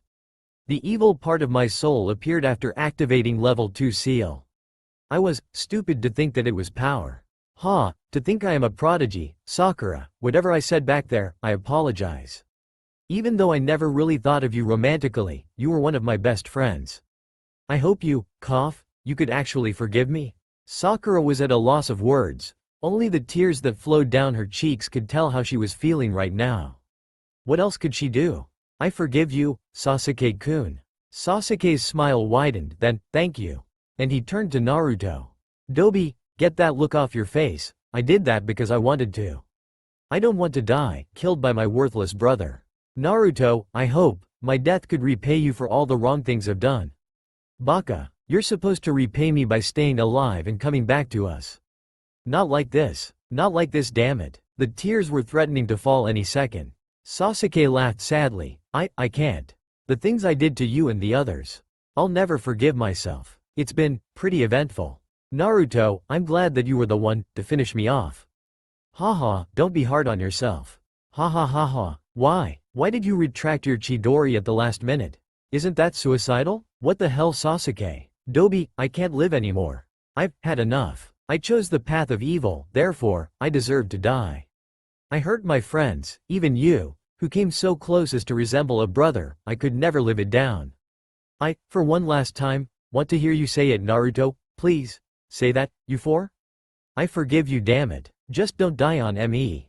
Not now, please Sasuke, please, I don't want to lose my brother. Please, I don't want to be alone anymore. Baka? Who said you would be lonely? You have truly proven yourself worthy, Naruto. Too bad, I wouldn't be able to see with my own eyes. When you become Hokage? Sayonara, Naruto, Sakura, arigato. Sasuke, Sasuke, Sasuke. Naruto yelled as loud as he could, trying to get the Uchiha to wake up once more. He wanted these all to be just a bad dream, and the next day he wakes up, he'll just see Sakura admiring Sasuke like crazy with Kakashi-sensei waiting for them. It'll just be like the old times. All of a sudden, flashbacks of the time the two of them spent together raced across his mind, every single moment, and now, in front of him, lay the lifeless form of his beloved brother, killed by him. He slowly brought his hand to his face and stared at the blood on it, Sasuke's blood. Anyone who looked at him could tell that he was about to go insane. Sakura couldn't even speak. She just watched Sasuke die, helpless, unable to change his fate, and all she could do was cry. Maybe she really was pathetic. She looked at Naruto, tears in her eyes, and found that he was crouching over Sasuke's body, crying his heart out. It was too late to realize it now, all the things he could have done to stop this from happening. If he had detected earlier. If he had the guts to go and talk to Sasuke about his problems. If he had not been so thick as to ignore Sasuke's inner demon. If he had not spent all his time brooding over his lame life. If he had not believed his words that he said tonight. If he did not kill Sasuke. So many ifs, so many regrets, yet, it was hopeless. It was too late. He killed Sasuke. He killed his own brother. He had failed once again. He will never hear the same voice call him, Dobi, ever again. Maybe, all along, he had just been a baby bird with broken wings, trying its best to try and fly. Sasuke, Sakura, Kakashi, and the rest of Rookie 9 and Team Guy all acted as feathers, supporting it, allowing it to soar. But now, as the feathers disappear one by one, he fell. God damn it, Arg, Kaiku so, he is a bird without wings. Meaning there is really no point in even existing anymore. If that is so, he shall prove his existence by doing one final deed to his village, to Konohagakure. That is all he could do now, and gradually, he calmed himself down. He slowly got to his feet, his eyes determined. Sakura looked at him, scared and confused. Naruto? Naruto merely gave her one last smile, before turning around. Inside his mind, a voice clearly rang out, Baka Kitsune, today shall be the day where you and I perish together. God damn it, die already, yelled Tsunade as once more, her insanely strong punch proved futile against the monstrous Sanbi. Jiraiya was getting frustrated as well, his chakra was about to be used up, and if Sanbi still refuses to fall, well, let's say Konoha is doomed for sure, and that isn't pleasing at all. He took in a deep breath and once again, Doden, Doryu Taiga. And by amplifying his chakra, the mud river roared against the Sanbi, forcing it into Tsunade's path. Said Sanin immediately charged up chakra once more and smashed it right onto the Sanbi's back. Yet, the Sanbi, although somewhat affected by the punches and attacks, still held the upper hand, that's for sure. The water bullets it shot out could not even be deflected by Bunta's Tepudama. That's saying something. Jiraiya cringed as once again, they got hit by a huge blob of water-like substance. It somehow stuck onto you and prevented you from moving faster. Talk about pain in the ass. I hope we finish this quick. If Naruto sees us like this, he wouldn't even hesitate to use that technique. Damn Arashi for having such a troublesome kid. Within Konohagakure, sir, all the civilians have been successfully evacuated. All invading shinobi have been eliminated. All that's left is Mendoku's? Shikamaru then turned to Neji. Neji, could you and Hinata check up on Sakura and Naruto? It's been a while. Also, Lee and Tenten, go with them and help save any injured Konoha shinobi along the way. As for me, well, we Nara clan would have to try and catch the Sanbi, or so it seems. Everyone's eyes widened at that, yet Shikaku seemed oddly calm. I think it's time, after all, Kyuubi warned us this might happen. What? Everyone's jaws just dropped to the ground. The Kyuubi? As in the ultra, mega, super duper badass demon that tried to destroy Konoha 16 years ago? Shikaku smirked at the memory. Looks like the kid tamed him, and he came as a caged bunchen of Naruto and gave us a backup plan just in case something like this occurred. Looks like he expected nothing less from the Akatsuki. Now, all Naras. Gather at the front gate. Also, make sure to grab a handful of those soldier pills. We're gonna need all we can get. The Akamichi clan too joined in. If that's so, we shall help as well. Our Chobaika no Jutsu should be of some use. Akamichi Choza gave a grave nod and followed Shikaku out. Inoichi looked at them and sighed. How could you forget about me? Are you trying to say that the Yamanakas are going to chicken out? Hell no. Shinrin-shin should be of great help. Ino Shika Cho formation now, off we go. Ino, stay here. But at Tucson, no buts. Tsunade-sama strictly prohibited anyone else other than us seasoned jonins to join in the fight. Same goes for you Shikamaru. I cannot risk my daughter becoming a widow. Choji, you stay as well. But, Inoichi raised his hand to stop the protesting and said, now, look here. You guys are Konoha's hope. Your generation has turned out to be one of the most elite shinobi ages ever to have dawned this village. We cannot allow any harm to come to you guys. Sadly, for Naruto, we cannot promise that. Now, Shikamaru, Hokage specifically entrusted the defense within the village to you. I trust you will not disappoint her.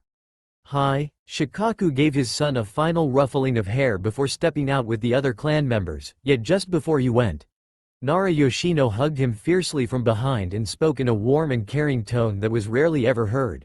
Be sure to come back alive, okay? Shikaku smirked and gave her a quick kiss on the lips, before stepping out and dashed off for the main gate. This is the final showdown? With Sakura and Naruto. Naruto took in a deep breath and once again, appeared in front of the fox. Yo, HMPH. So, I take it what you said back there, you wanted to use that technique huh? It's the only way now. Nothing more can be done.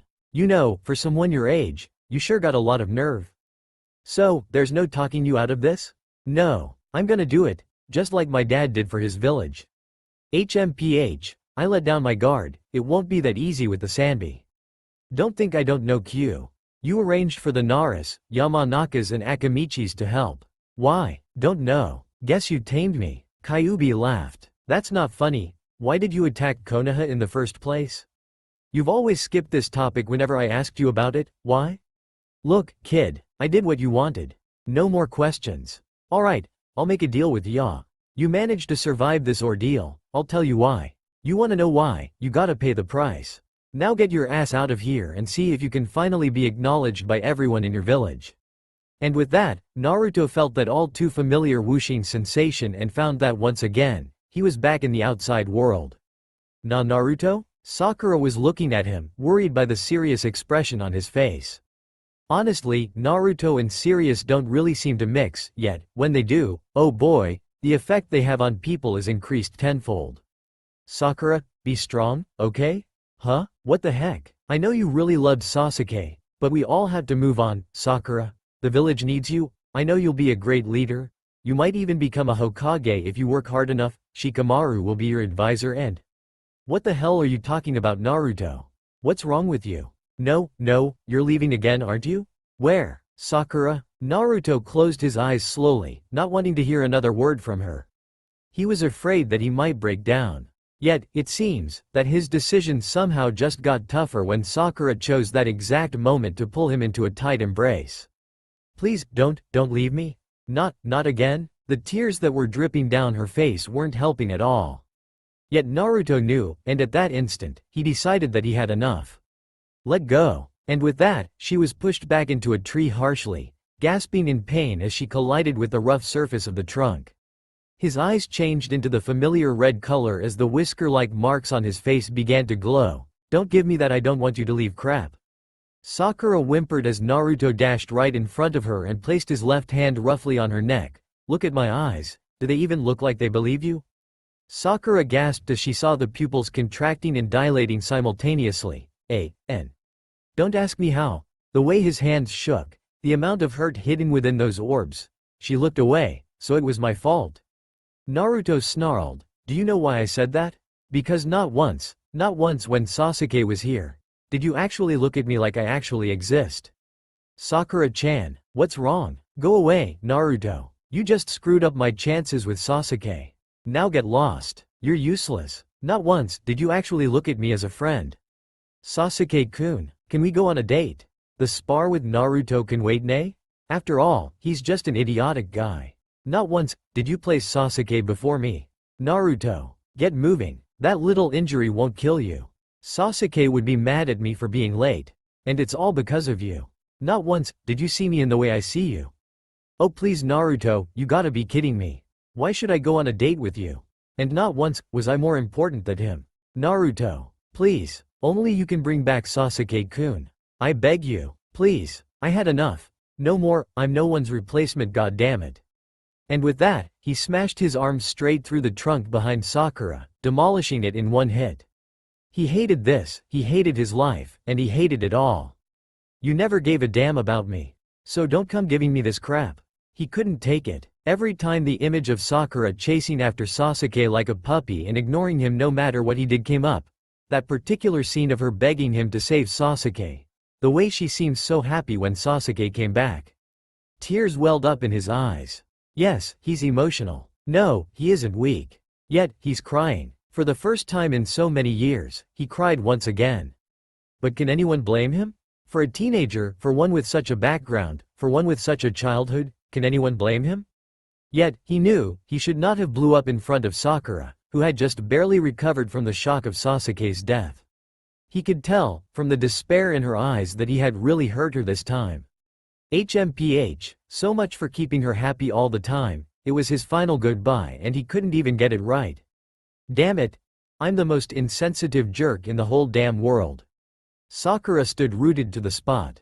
She felt cold, fear, despair, cold because her heart just died, fear because of how Naruto broke down, despair, because of how inner Sakura had been right all along.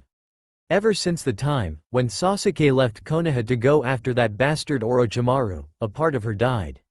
Yes, it was that serious. She couldn't smile, couldn't go about her daily life, she couldn't do anything. She was beyond depressed. If not for her inner self, she might have decided to give up the ninja career once and for all. And then, it was that night, where she almost caused the mission with Shikamaru and Ino to fail, due to her lack of awareness and skills.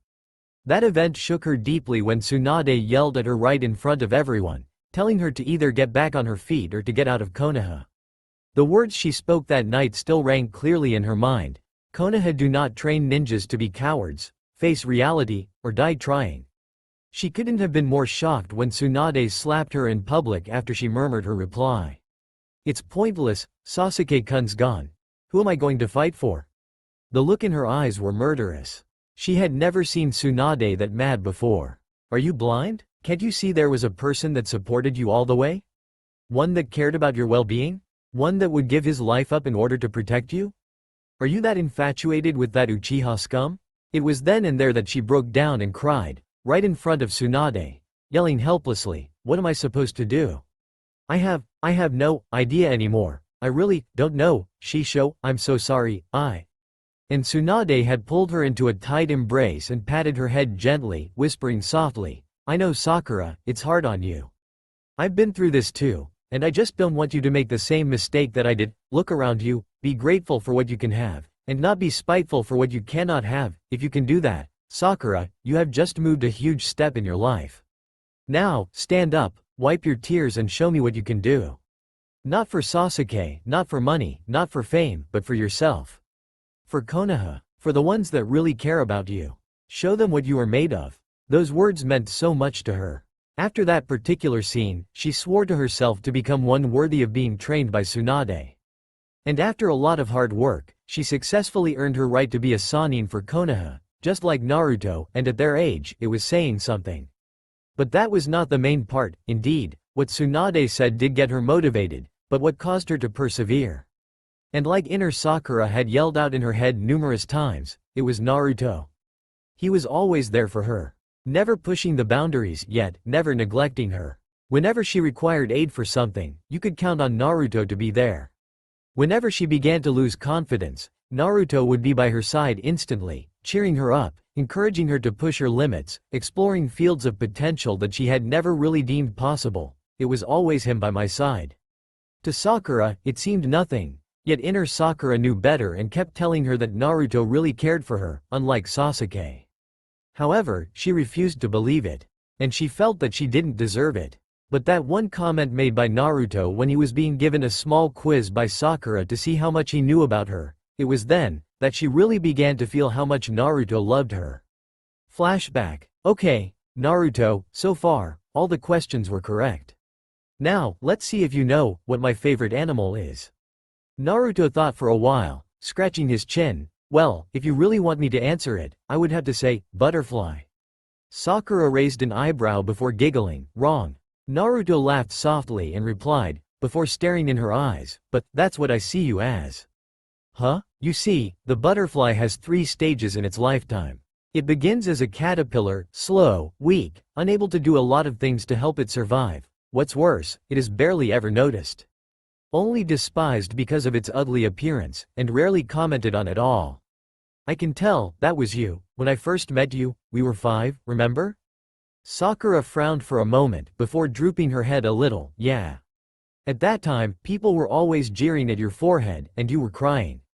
That's just an example. People never appreciated your wonderful pink hair, your pretty eyes, and when we entered the academy, no one expected much of you. I know how that feels. Someone reminded me in the wave. Naruto? Then, you strived to change. You felt that you were ready and understood the life of the ninjas, and therefore fought to become stronger. You got Ba-chan to acknowledge you and trained under her, always trying your best. Even if it was for Sasuke, you still wanted to prove yourself. I know, because every time you trained, I was there. Sakura lifted her head and stared at Naruto in disbelief.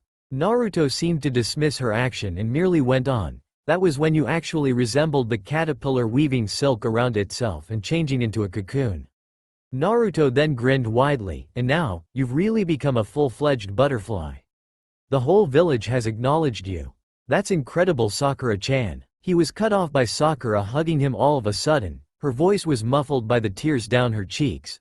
Arigato. Naruto, Honto ni, arigato. End flashback. Sakura slowly got up, tears once again filled her eyes, yet, it was because she hurt Naruto. Inner Sakura had always told her that by hurting Naruto, she was hurting herself as well. She had never fully grasped the meaning until now. She took a few unsteady steps and suddenly, she grabbed Naruto by the shoulders and turned him around. She pulled his face down, only a few inches from hers, and stared deep into those cerulean orbs of his. It was so clear, all the hurt, humiliation, despair, angst, everything, he hid it within himself. Sakura then closed her eyes and without hesitation, she kissed him. Naruto couldn't believe what was happening. He had tried to push her away, failed. Blow up in front of her to scare her away, failed. And now, the most unbelievable thing happened to him. His one and only crush in his life was kissing him. It seemed unreal. Yet the sweet taste of her lips and the all-so-familiar scent coming from her hair. He kissed her back. He couldn't resist it. He could hear her moan as his tongue interacted with hers, tasting her, enjoying her, and she too, was doing the same to him. The effect they had on each other was incredible. It might seem weird and a really bad timing, but in actual fact, when would it ever be a good timing? Only when you actually strive to achieve, will the best timing occur. For them, it is at this exact moment, that the two wanted to just forget everything. All that mattered was to keep their loved one safe, in their arms. It was a passionate kiss, it held a gentle tranquility, one that would be able to soothe even the greatest tension. It was magnificent. Naruto slowly pulled away and looked at Sakura long and hard, before whispering a single word, "Why?" Sakura gently rested her head on his chest, and whispered back, "Because I am your butterfly."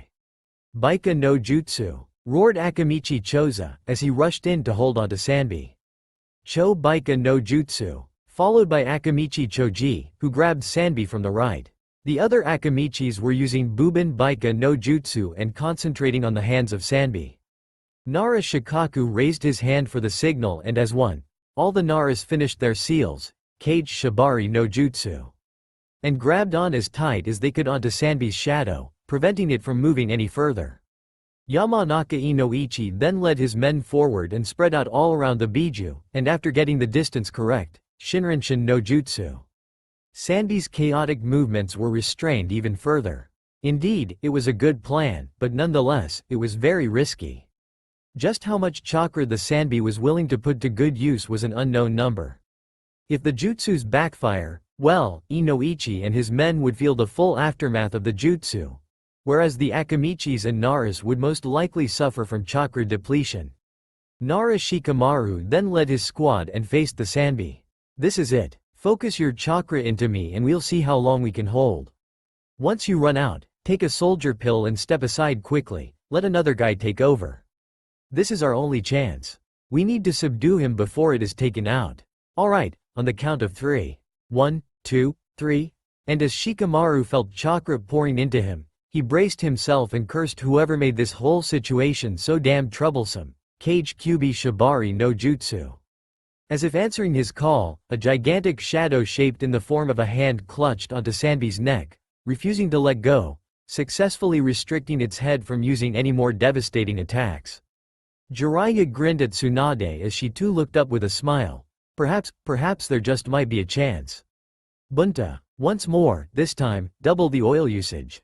You got it. Jiraiya nodded towards Tsunade and immediately she understood.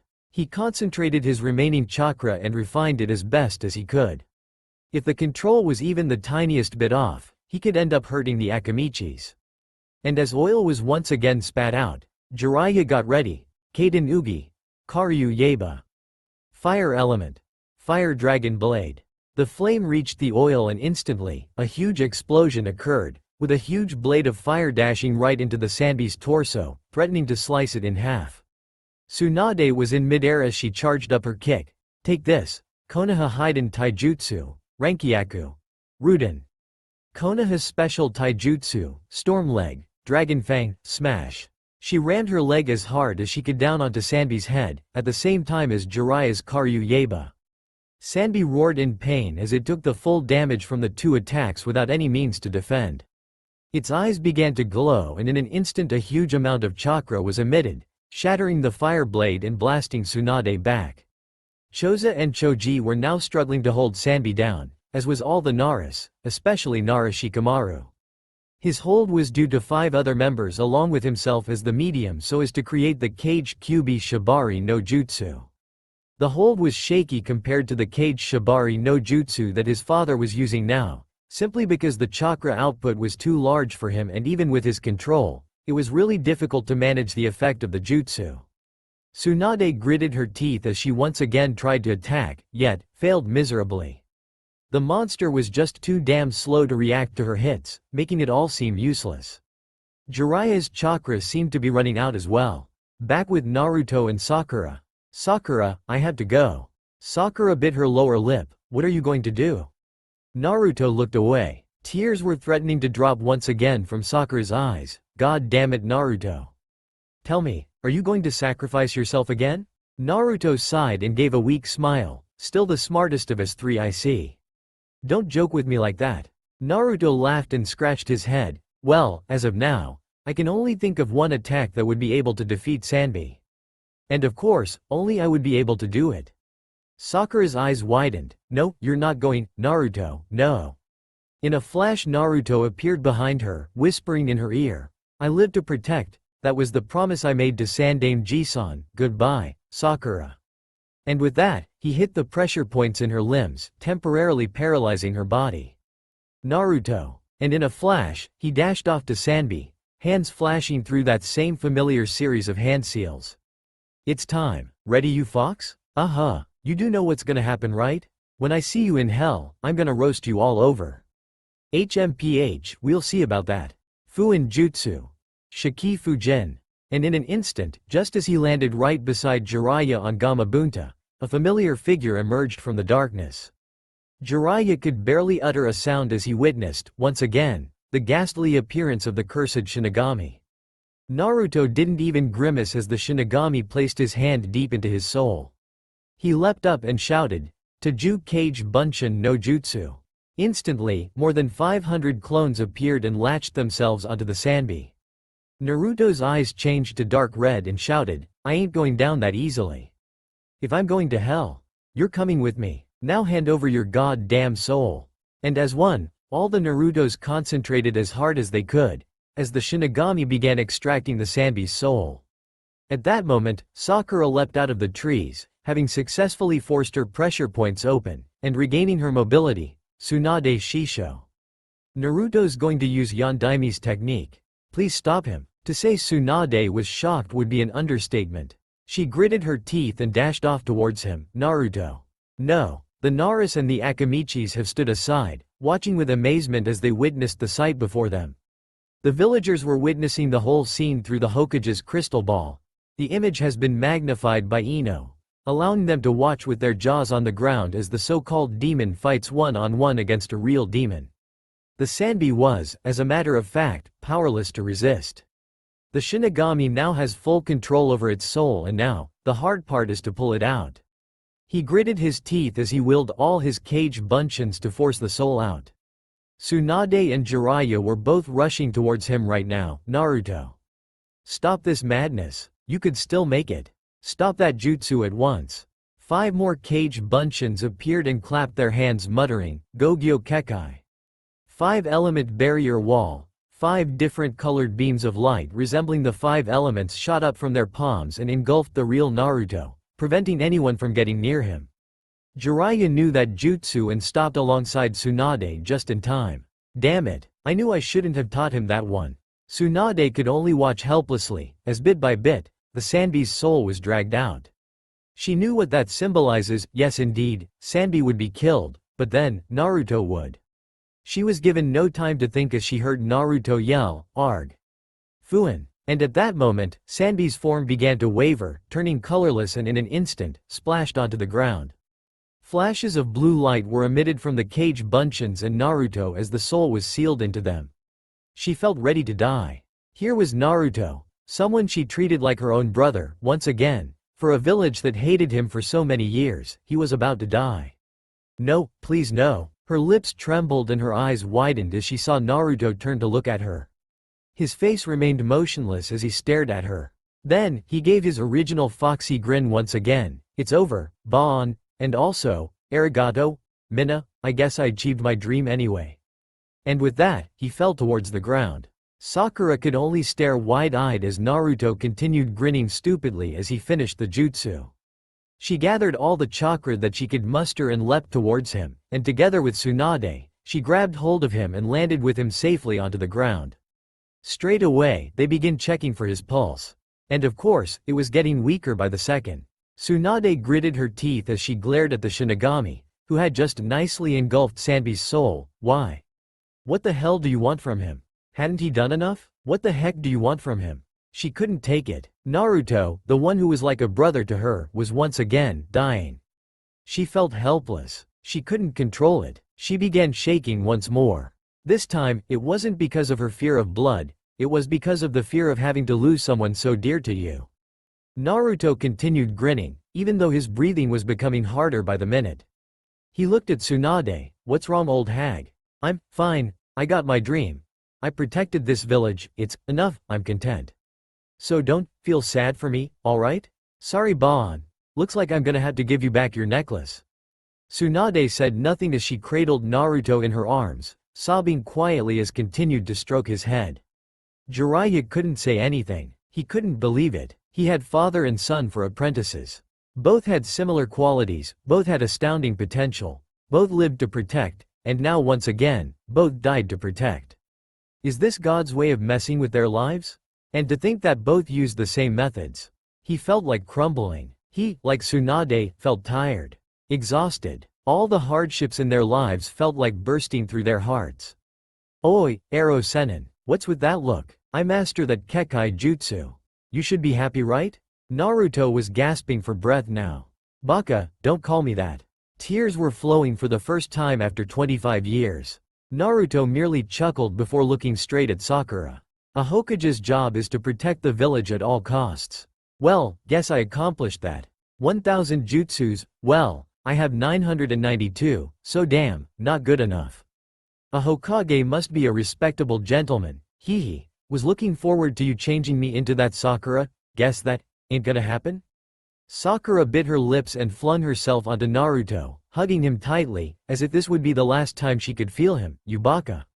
Why, how could you? Tsunade stood up and stepped aside along with Jiraiya, giving the two some space. Naruto gently wiped away her tears. Well, I did apologize. And grinned once more. Sakura would never have believed that seeing Naruto grin would be such a painful thing. She remembered all the times that just looking at him smiling could light up the day. She couldn't bear it anymore. "Sakura, promise me that you would be happy? Surely you'll meet someone 10 times better than." Naruto was cut off as Sakura firmly placed her lips onto his. No more. She's not going to hide it any longer. She wants him to know that he is the most important person in her life, and no one can ever take that place. She wants him to know it, right here, right now. Naruto hesitated for a second before slowly returning the kiss. It was slow, passionate and gentle. Simple and clean, just like what he said. She felt him pull away all of a sudden, and found him staring at her, before placing one final kiss on her forehead, and she heard him whisper, "Goodbye, my butterfly." And with that, he lost conscious. Tears brimmed once more in her eyes as she hugged him to her once again, tighter than ever. Naruto. Tsunade and Jiraiya both looked away, not witness Naruto's death. It was just, the villagers were watching through this whole ordeal, including the once famous Rookie 9 and Team Guy. For once, they did not feel any joy at seeing the so-called demon die. Because this time, they witnessed the whole thing themselves. Uzumaki Naruto died for them. No words could adequately describe what they are feeling right now. Regret, pity, remorse? How would you feel if you had known that you constantly tortured a hero of the village when he was young? How would you feel when you found out that you despised a hero just because he was the one chosen to carry the burden no one else could on him? Tsunade felt numb. To be honest, if she was selfish, there would be nothing in this world that would be worth living for anymore. All her close ones, except Jiraiya, are dead. Even though she constantly told herself to not give up hope, but now, she found it extremely hard to be optimistic. And that was why, when she felt a slight movement in the trees 50 meters away from them, a huge wave of ki was emitted from her. It was bloodlust. Jiraiya felt rage, anger beyond anything you could imagine. Twice, his beloved disciples had to give up their lives just because so proud evil bastards wanted to conquer the world. He began to experience fatigue, annoyance, and hatred. Why did all good guys have to die in the end? And so, when he felt that disgustingly familiar chakra signal, he flashed through the hand seals, Doten, Yomi Numa. In a flash, Deidara was on the receiving end of the attacks administered by two of the strongest Sannin ever to exist. He could not even believe it. He had thought that he could at least escape, but apparently not. Tsunade appeared right above him as Jiraiya readied his mightiest Rasengan, Satenkyaku. And slam! She drove her foot right through his skull and the Rasengan obliterated what was left of Deidara. Jiraiya then went on, Ninpo Kachiuse, Gamakuchi Shibari no Jutsu. In an instant, the same familiar stomach of the Toad God appeared, engulfing the two remaining Akatsuki members once more. However, this time, he showed no mercy. In an instant, Kisame was bound by the tentacles and shredded in an instant. Itachi, however, still managed to escape by once again administering Amaterasu, but he did not leave unscathed. His left arm was ripped off and all his remaining limbs suffered third-degree burns. But still, he managed to escape, along with a badly injured Kisame, who surprisingly, was still living. Tsunade and Jiraiya were just about to pursue them, when a familiar pulse of evil chakra spread throughout the village. Their eyes widened. No, it can't be. But indeed, it can. For above Naruto's body, hovering over a bewildered Sakura, was the familiar chakra form of the much-feared nine-tailed Biju, Kyuubi. Looks like my vessel knows how to choose. You would do well for his mate. HMPH, at first, you seemed like a pathetic human chasing after that traitor. But at least you came round, so I guess I could live with that. Damn, that kid must be rubbing off on me. Sakura merely stared dumbfounded at this sight, before growling, You think I care what you think? Oh, you dare argue with me? Me, the strongest demon in the whole world? Me? And with that, a huge amount of killing intent was emitted. Sakura ignored all these and snarled, I don't care. It's all because of you that he's dead. All because of you. If it weren't for you, he would have had parents. If it weren't for you, he would have had a normal life. If it weren't for you, I would have noticed him sooner, and not constantly jeer at him, as if he's the world's most annoying jerk. Say something then, kill me if you dare. I promised him that he will be the only guy the first like. I intend to keep that promise because he would have. Kyuubi stared at her for a moment before laughing. So, you say it's my fault he's dead? Well, what if I told you he's not? Instant silence. Liar. Where's his pulse then? How can you overcome the barrier and escape death? Liar. HMPH, unfortunately, if this kid dies, I die. So I guess giving up 5 tails of my current power as an offering to the Shinagami makes up for it. And so, the kid lives. His pulse is missing because currently, I am here. Why am I here? Because I have half a mind to obliterate this pathetic village. At those words, everybody froze. If the Kyuubi did attack again at this state. But because the kid made me swear not to harm one of his own. Meaning anyone in Konoha. From here on, Naruto has already successfully signed with his foxes, and if he is still treated like before, I shall know. Indeed, I'm forever sealed inside him. And throughout his life, I saw everything. You blocks, you stones, you worse than senseless things. To think that the boy's dream is to protect you bunch of pathetic beings. Tsunade clapped her hands over her mouth, her eyes brimming with tears once again. Even Jiraiya couldn't stop the grin on his face from widening. The kid thought for sure that he was going to die. HMPH, no one can kill me. Guess that he'll have to learn it the hard way. Oh look, who's awake? And sure enough, as Sakura wiped off her tears, she heard a familiar voice call out, "Hey. I didn't know that hell had trees. Weird. Hey Kyuubi, one-on-one right now. You and I." Silence everywhere. Not a sound, not one word spoken, until Naruto. Naruto turned his head around. Saw, Sakura-chan? Tsunade Bon? Ero Senin? Did I actually get into heaven? Suge. Thought that I was going to hell for sure. Ignoring his idiotic comments, Sakura pulled him in for a tight hug, refusing to let go. Tears don't even do justice to how happy she's feeling right now. Tsunade joined the hug, wanting to make sure that Naruto is indeed alive and well. What they forgot is that both of them have physical strength, lots of it. Bon, I would appreciate it, if you don't try and suffocate me, arg, so that's why. This is hell, isn't it? Can't breathe? Jiraiya got in just in the nick of time and rescued Naruto from the terrifying devils, or so Naruto called them. Baka, you're not dead. We're currently just outside Konoha. Kyuubi's right here, you know. Naruto regained his breath and took in the surroundings. I'm alive? But doesn't Shikifuin? Hey Brad, I made a deal with the Shinagami and gave half of my power to him. It regenerates his abilities and that stuff.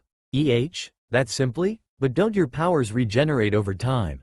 And half means around 5 taels worth. That takes a while. Had no choice, kid. Time's running out and I just didn't feel like dying.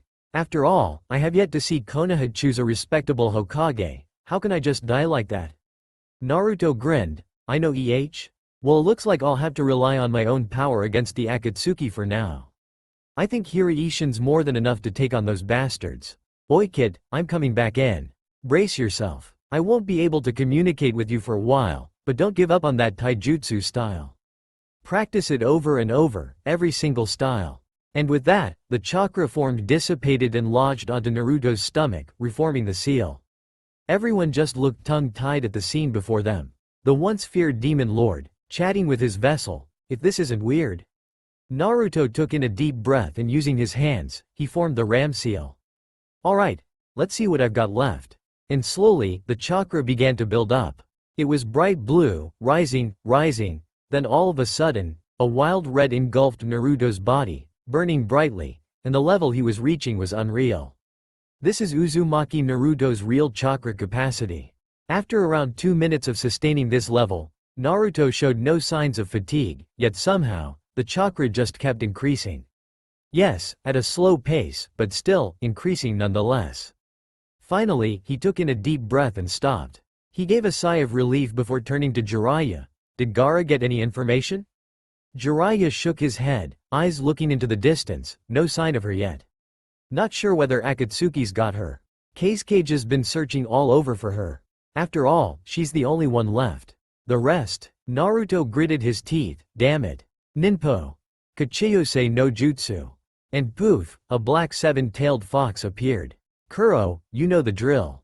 Any information, just send me a growl. I'll be there straight away. She can be so stubborn sometimes. He shook his head. All of a sudden, a huge flare of chakra was felt by everyone in the area. It was demonic, with a greenish tint in the chakra. Naruto concentrated for a while, before his head shot up. Naruto's head shot up. This chakra, Hidan, Kakuzu, those bastards. Yugito-chan. And with that, he concentrated on the kunai he gave to Yugito, and in a flash, he was gone. Oi, Naruto. Kai, that brat. Tsunade, I'm going after him. I'll explain everything later. And he too, dashed off. Sakura and the others were dumbfounded. Yugito-chan? Yugito, who? Tsunade thought for a while, before looking at Sakura. Come on. We have no time left. All available medics attend to the injured. Chunins help bring the injured back to the hospital. Genin shall maintain order. Junins, you are to venture around Konoha to see if there are any more potential enemies. Move off. Hi. Yet, even as Sakura dashed back to the hospital, she couldn't help but feel worried, and even a bit of jealousy. Elsewhere, Kuso. The female Jinchuriki was slammed into another tree, after receiving the full blast of Kakuzu's Raiden, Gion. Hidan was sneering at her. Our little kitten lost its power? How amusing. Kakuzu gave a snort. Indeed, you can control your Biju pretty well, but you're no match for us, so come quietly and receive your death, in case someone starts praying again. Devil-sama, I shall soon provide you with another fresh soul. This one will be more to your liking. And with that, he performed his ritual, ending with his scythe drawing a tiny bit of blood from the female's face. You bastards, kill me for all I care. You'll never get what you want. Oh, let's see about that. Hidan gave his sinister smirk and stabbed his scythe through his leg. Arg! The female screamed as she too felt the pain. Hidan's ritual requires the drawing of a circle-like seal, and by standing within it, he is able to inflict whatever damage dealt to him back onto the opponent, if he has the enemy's blood. Hidan licked his lips, first your legs, then your hands, then your arms, then your face, then your heart. Ha. Ha ha, ha ha ha ha ha ha. The female clenched her fists. Do what you want, I'll never give in to the likes of you. Kakuzu glared. I don't think you're in a position to talk.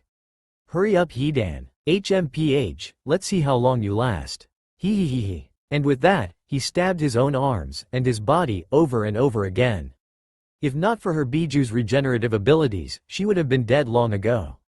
Ho, looks like the little kitty still won't die. Well, let's move on to the main course. Die. He first swung the scythe across his neck before moving to stab his own heart. The female closed her eyes and waited for the inevitable, when suddenly, a familiar voice yelled out, not if I can help it.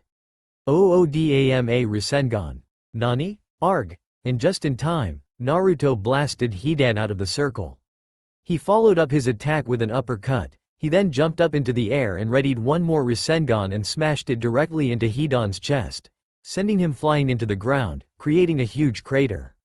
Naruto landed gracefully and stood in front of the female, Yugito. You okay? Naruto? Ah. He leaned down and gave her an advanced soldier pill, specially designed by Godem Hokage-sama so as to help Jinchurikis recover their chakra much more easily. He turned around and looked at Hidan, who was on the ground gasping for breath, then at Kakuzu, who was summoning out souls for a battle. Naruto's eyes flashed blood red and in a flash, he was gone. Kakuzu's eyes widened. Nani? That's too slow. Naruto appeared behind him, and with a strong kick, he launched him into the air. Two cage buncheons appeared and latched themselves onto his limbs, preventing him from moving. You should feel honored, said Naruto coldly. You're the first one to taste this jutsu that I created. Enjoy. And with a wave of his hands, chakra began to gather in the air surrounding Kakuzu. Naruto stretched his left hand out, wide open. Within a second, Kakuzu was imprisoned in a sphere of wind. What the hell? What is this? Let me out. Naruto slowly turned his hand so that the palm was facing him, before gradually clenching his fists. The sphere of wind quickly gained speed, forming a tornado. Its velocity was generating sparks from the ground. Take this, Fuuten. Risendama. Wind element. Spiraling jade ball. In one swift movement, he clenched his fist and at his command, the chakra within the sphere of wind exploded whilst the cover of the wind shrunk, magnifying the attack by 10 times. The constant spiraling of chakra against Kakuzu caused a huge explosion to occur within, blasting 4 of Kakuzu's 5 hearts into pieces in a matter of seconds. The huge pressure created within the sphere totally shattered Kakuzu's bones, rendering him incapable of any further movement. Naruto snapped his fingers once and the sphere dissipated, sending Kakuzu into the ground from a height of 200 meters. Yugito looked on in amazement. Naruto, you perfected it? How? Pretty amazing, isn't it? Jiraiya arrived just in time to witness the execution of one of the greatest Futon jutsus ever to exist.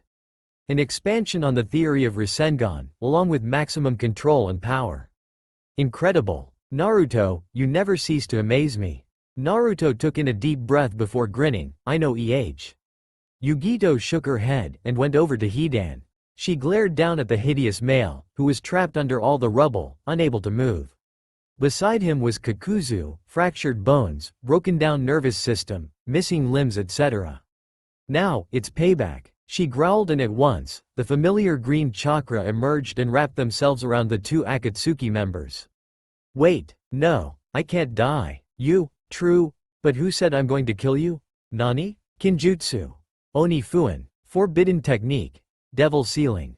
In a second, dozens of undead creatures rose from the ground and using their swords, they pinned the two Akatsuki members onto the ground, before latching themselves onto them. Then slowly, a huge seal formed a circle around them, and as Yugito finished the final seal, the circle glowed a bright purple, before opening up slowly.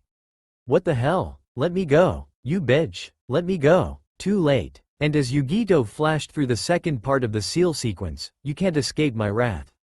She ended with the Tora seal, and in an instant, the darkness within the circle engulfed down, with their body forever in agony, unable to die.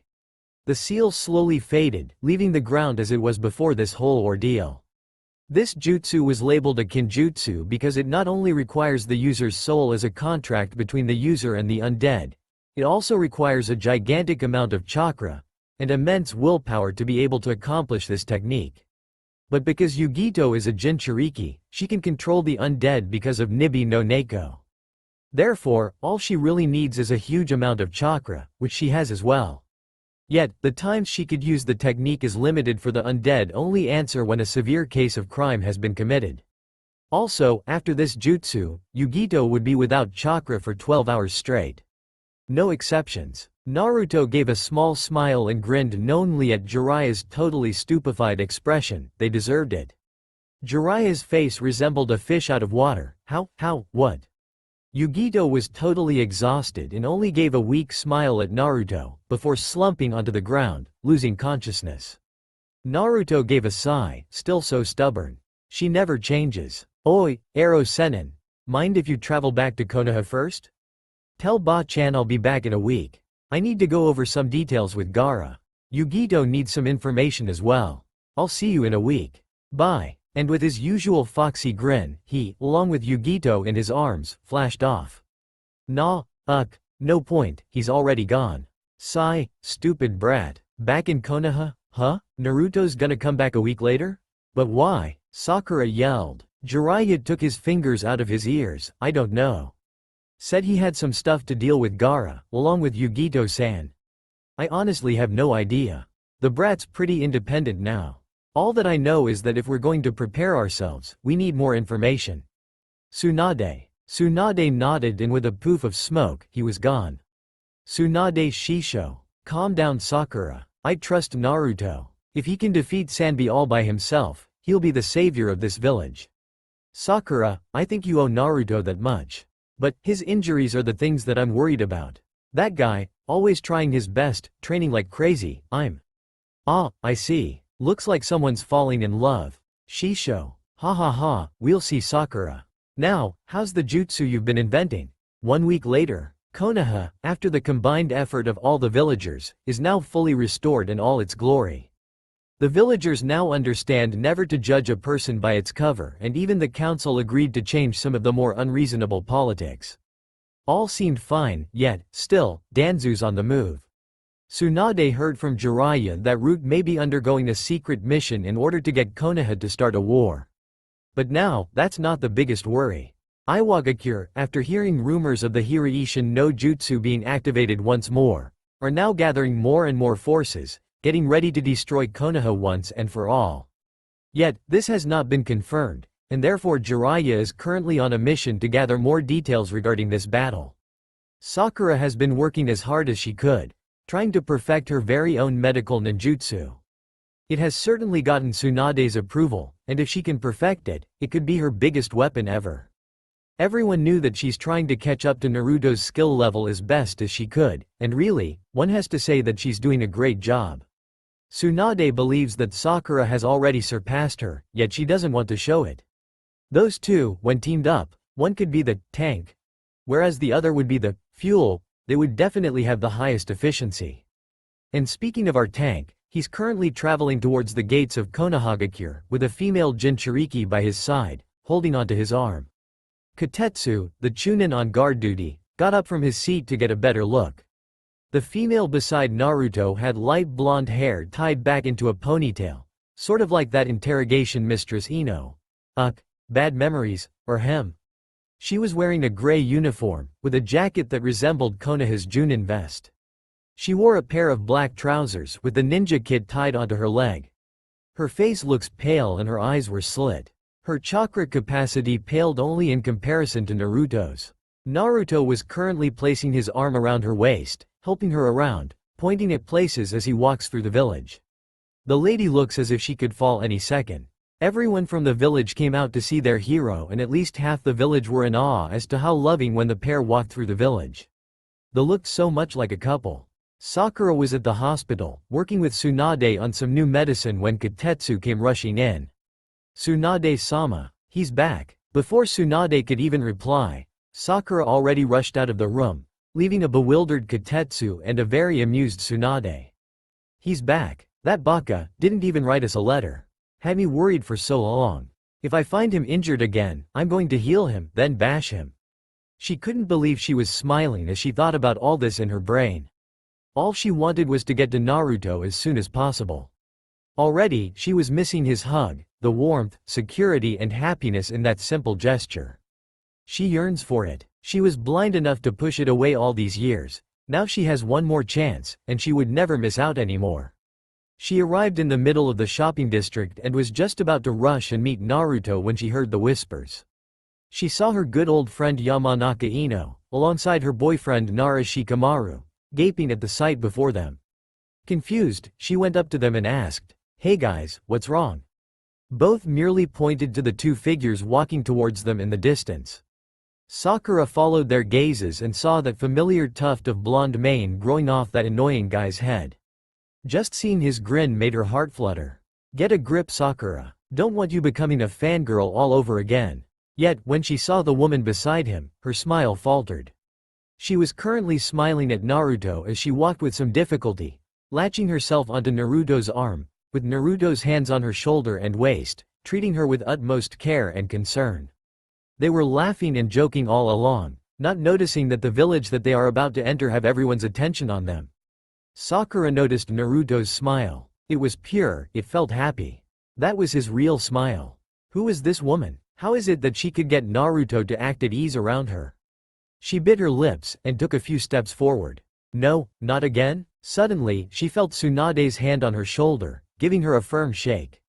Sakura looked at her sensei, not sure of what to say, but at least felt better when she got a reassuring nod from her. Tsunade gave a sigh and walked forward. Naruto. You're late. Naruto stopped and looked at her grinning. Oh come on Ba-chan, it's not like I'm late by a lot. Oh by the way, meet Kunisagi Yugito. Yugito-chan, you know who she is. Yugito gave a weak smile before limping forward. A pleasure to meet you Tsunade-sama. Naruto told me so much about you. I hope he didn't speak badly of me. You don't look so well, I suggest you rest in Naruto's house for now. I'll speak with you on the details later. Naruto, you have things to do, right? And with that, she winked at Naruto. Naruto grinned, of course. Well, later Yugito-chan. Yugito pulled him around and kissed him on the cheek. Remember, be careful, don't overtrain again. Naruto rolled his eyes and kissed her on the cheek as well. Right, whatever. And with that, he turned around, only to find Sakura standing there, staring at him, before turning around and dashing off into the distance. That's all for now. If you enjoy this video, then please like, share and do comments.